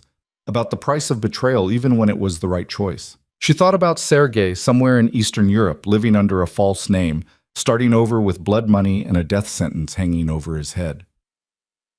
I used to think the world was more black and white, she said quietly. Good people and bad people. Right choices and wrong ones. Clear lines you didn't cross. And now? Now I think we're all just trying to survive in a world that doesn't care about our moral complexity. We make the best choices we can with incomplete information and live with the consequences." She turned in her chair to face him. "Does that make me a bad person?" "It makes you a realistic one." Adrian crouched down so they were eye level. "You want me to tell you you're still good, Elena? That helping me destroy the Volkovs and build an empire on their corpses doesn't change who you are fundamentally. But I can't give you that absolution. Only you can decide what you're willing to live with. That's not comforting. It's not supposed to be. It's supposed to be honest." His thumb brushed her cheekbone. "You're not the same person who walked into that cathedral. You're harder now, sharper, more dangerous, but you're also more real. The Elena who lived in Prague and analyzed threats from a distance was playing it life. You're living it now in all its messy, complicated, morally ambiguous glory." Elena leaned forward until her forehead rested against his. "I miss her sometimes. The person I used to be. She slept better." "Sleep is overrated," says the man who probably hasn't had a full night's sleep in a decade. Adrian's laugh was soft and genuine. "Touché." They stayed like that for a long moment, finding comfort in proximity and shared understanding of what they'd become. Then Elena pulled back and opened her laptop again. 72 hours, she said. "Let's make sure we're ready." The FBI raids happened on a gray Tuesday morning, coordinated strikes across 6 locations simultaneously. Elena and Adrian watched it unfold from the penthouse, monitoring news feeds and encrypted police scanners, tracking the arrests as they happened in real time. 17 people were taken into custody in the first wave. High-level operators in the Volkov smuggling network, captains, logistics coordinators, the people who made the illegal shipments happen. Their arrests triggered a cascade effect, with lower-level players scrambling to cut deals, to provide information in exchange for reduced sentences. By the end of the week, the entire network had collapsed. Millions in contraband seized, dozens more arrests, the remaining Volkov loyalists scattering to the winds. And through it all, Adrian and Elena's names never appeared. They were ghosts, shadows, uninvolved parties who just happened to be in the right position to acquire the legitimate assets when they came up for sale at bankruptcy auctions. Vincent brought champagne the night the last acquisition went through. "You did it," he said, pouring 3 glasses. "The Volkov empire is officially dismantled, and we control everything of value they left behind." "Not everything," Adrian corrected. "We control the infrastructure. The real value is what we build with it." Elena took her glass but didn't drink. She was staring at a photograph on the mantel, one she'd found in Isabel's belongings, 2 twin girls, maybe 6 years old, smiling at the camera with identical gap-toothed grins. Before the adoption, before the separation, before everything that came after. "Elena?" Vincent's voice was gentle. "Are you all right?" She set the champagne down untouched. "I need some air." Elena walked out onto the penthouse balcony, the Chicago wind biting through her sweater. The city sprawled beneath her, indifferent and eternal, continuing its endless cycle of birth and death and transformation. Somewhere down there, people were living ordinary lives, waking up, going to work, loving and fighting and dreaming of futures that didn't involve murder and revenge and empires built on ashes. She'd been one of those people once. It felt like a lifetime ago. The balcony door opened behind her. Adrian's presence, by now, was familiar enough that she didn't need to turn around to know it was him. "Having second thoughts?" he asked. 100th thoughts. Maybe 1,000th. Elena kept her eyes on the city. "We won, Adrian. We destroyed the people who killed Isabel. We took everything they had and made it ours. We did exactly what we set out to do." But she's still dead, and nothing we did brought her back." Elena's voice cracked. I don't know what I thought. That revenge would feel different, that justice would fill this hole inside me, but it didn't. It just made the hole bigger." Adrian moved to stand beside her, his shoulder brushing hers.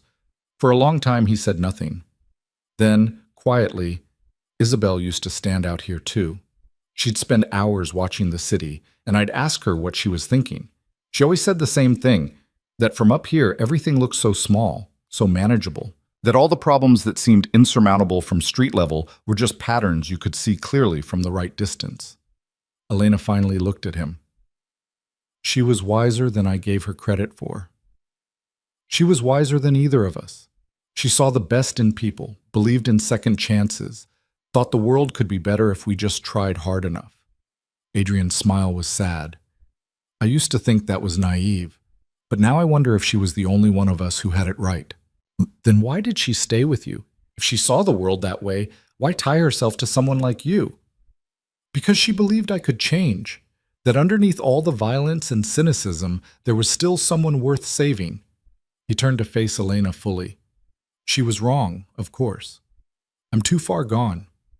But you're different. You still have a chance to be something other than what I am. Elena shook her head. I don't think that's true anymore. It is if you want it to be. Adrian's hand found hers, his fingers lacing through hers with surprising tenderness. We destroyed the Volkovs. We built something from the wreckage. But that doesn't have to define us forever. We can choose what comes next. And what do you choose? I choose to honor Isabel's memory by actually trying. By taking this empire we've built and turning it into something that doesn't require constant bloodshed to maintain. By being the man she believed I could be, even if I fail. He squeezed her hand. And I choose you, Elena, not as a replacement for your sister, not as a tool or a weapon, but as a partner, an equal, someone who understands this world and can help me navigate it without losing what's left of my soul. Elena's eyes burned. She wanted to tell him it was too late for both of them, that they'd crossed too many lines and made too many compromises. But looking at him, really looking at him, past the cold exterior to the grief and hope and desperate longing underneath, she saw something she recognized. She saw herself. Okay, she said finally, we try. We build something better. We honor Isabel by being more than just survivors. She pulled him closer. But I need you to promise me something. Anything. Promise me that if we start to become the monsters we're fighting, if we lose sight of why we're doing this, you'll tell me. That we'll tell each other, because I can't do this alone, Adrian. I need someone who'll hold me accountable for the choices I make. I promise. His forehead touched hers. And you promise the same? I promise. They stood like that as the city hummed beneath them. Two people who'd found each other in the worst possible circumstances and somehow forged something that felt like hope from the wreckage.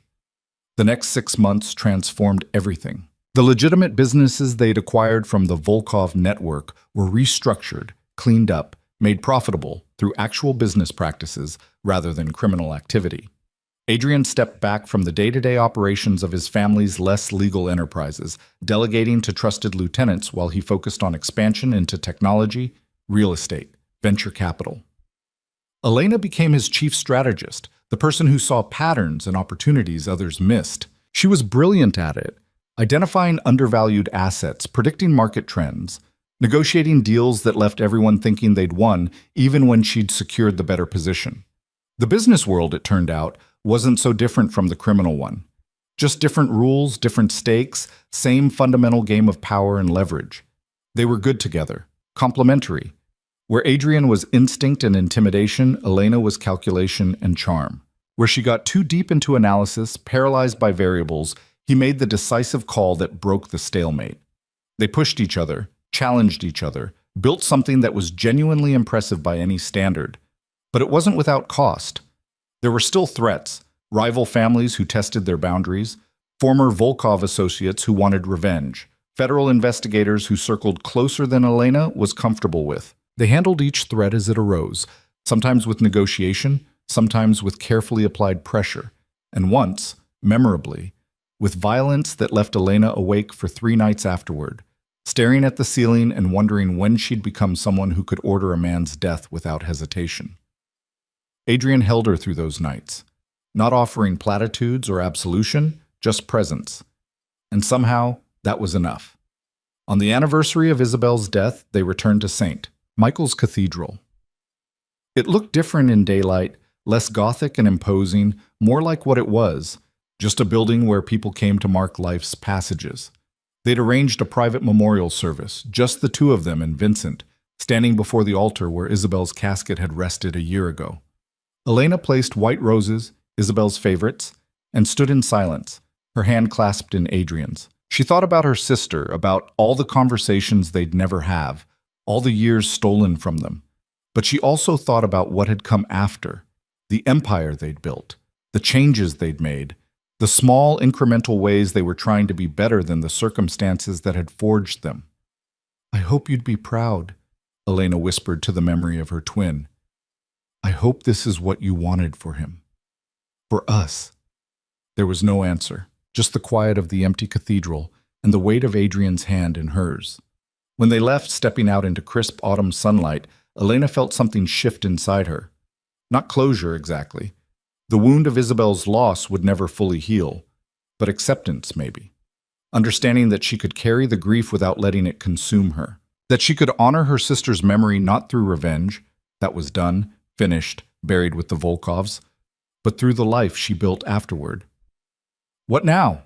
Adrian asked as they reached the car. Elena looked back at the cathedral one last time, then turned to face the city stretching before them, full of possibility and danger and all the complicated spaces in between. "Now we live," she said. We build. We try to be worthy of the second chance we've been given. And if we fail, then at least we fail trying to be something better than we were." Elena smiled, and for the first time in a year it reached her eyes. "Come on. Vincent says there's a tech startup in River North that's ripe for acquisition. I want to review their financials before the meeting tomorrow."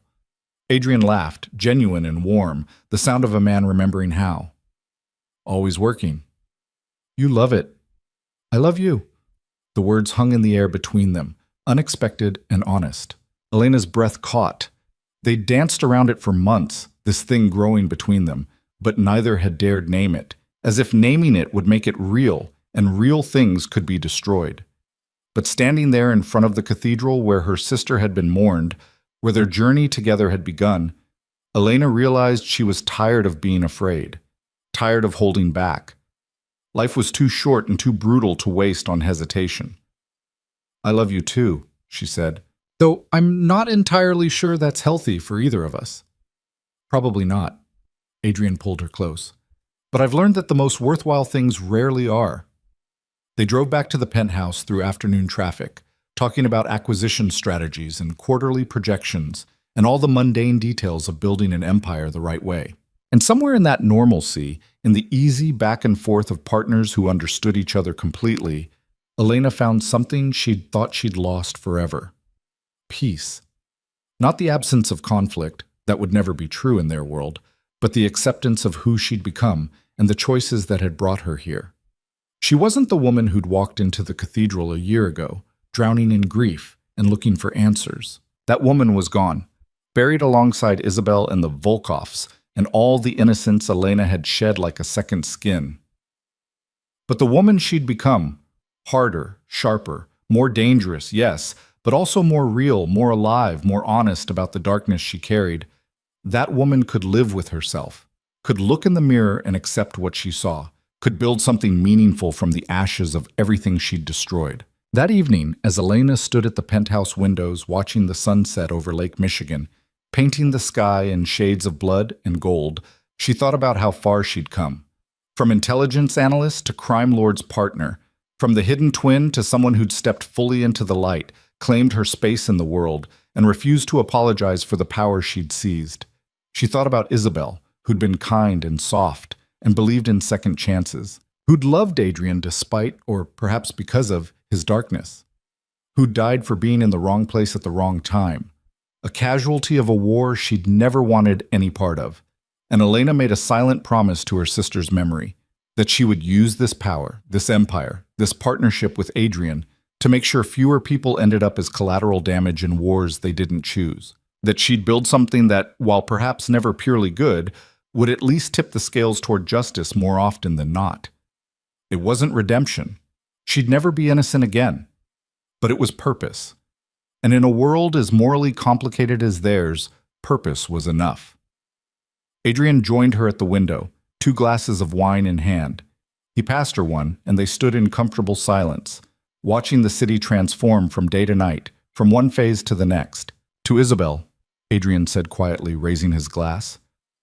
"To Isabel," Elena echoed, "and to becoming worthy of the second chance she gave us." They drank, and in that moment, Elena understood something fundamental. Her sister's death had broken her, but the breaking had been necessary. Like a bone that needed to be reset before it could heal properly, Elena had needed to shatter the person she was in order to become someone strong enough to survive what came after. She wasn't Isabel's replacement. She was something entirely her own, a weapon forged in grief, sharpened by revenge, and tempered by the choice to be more than just the sum of her worst moments.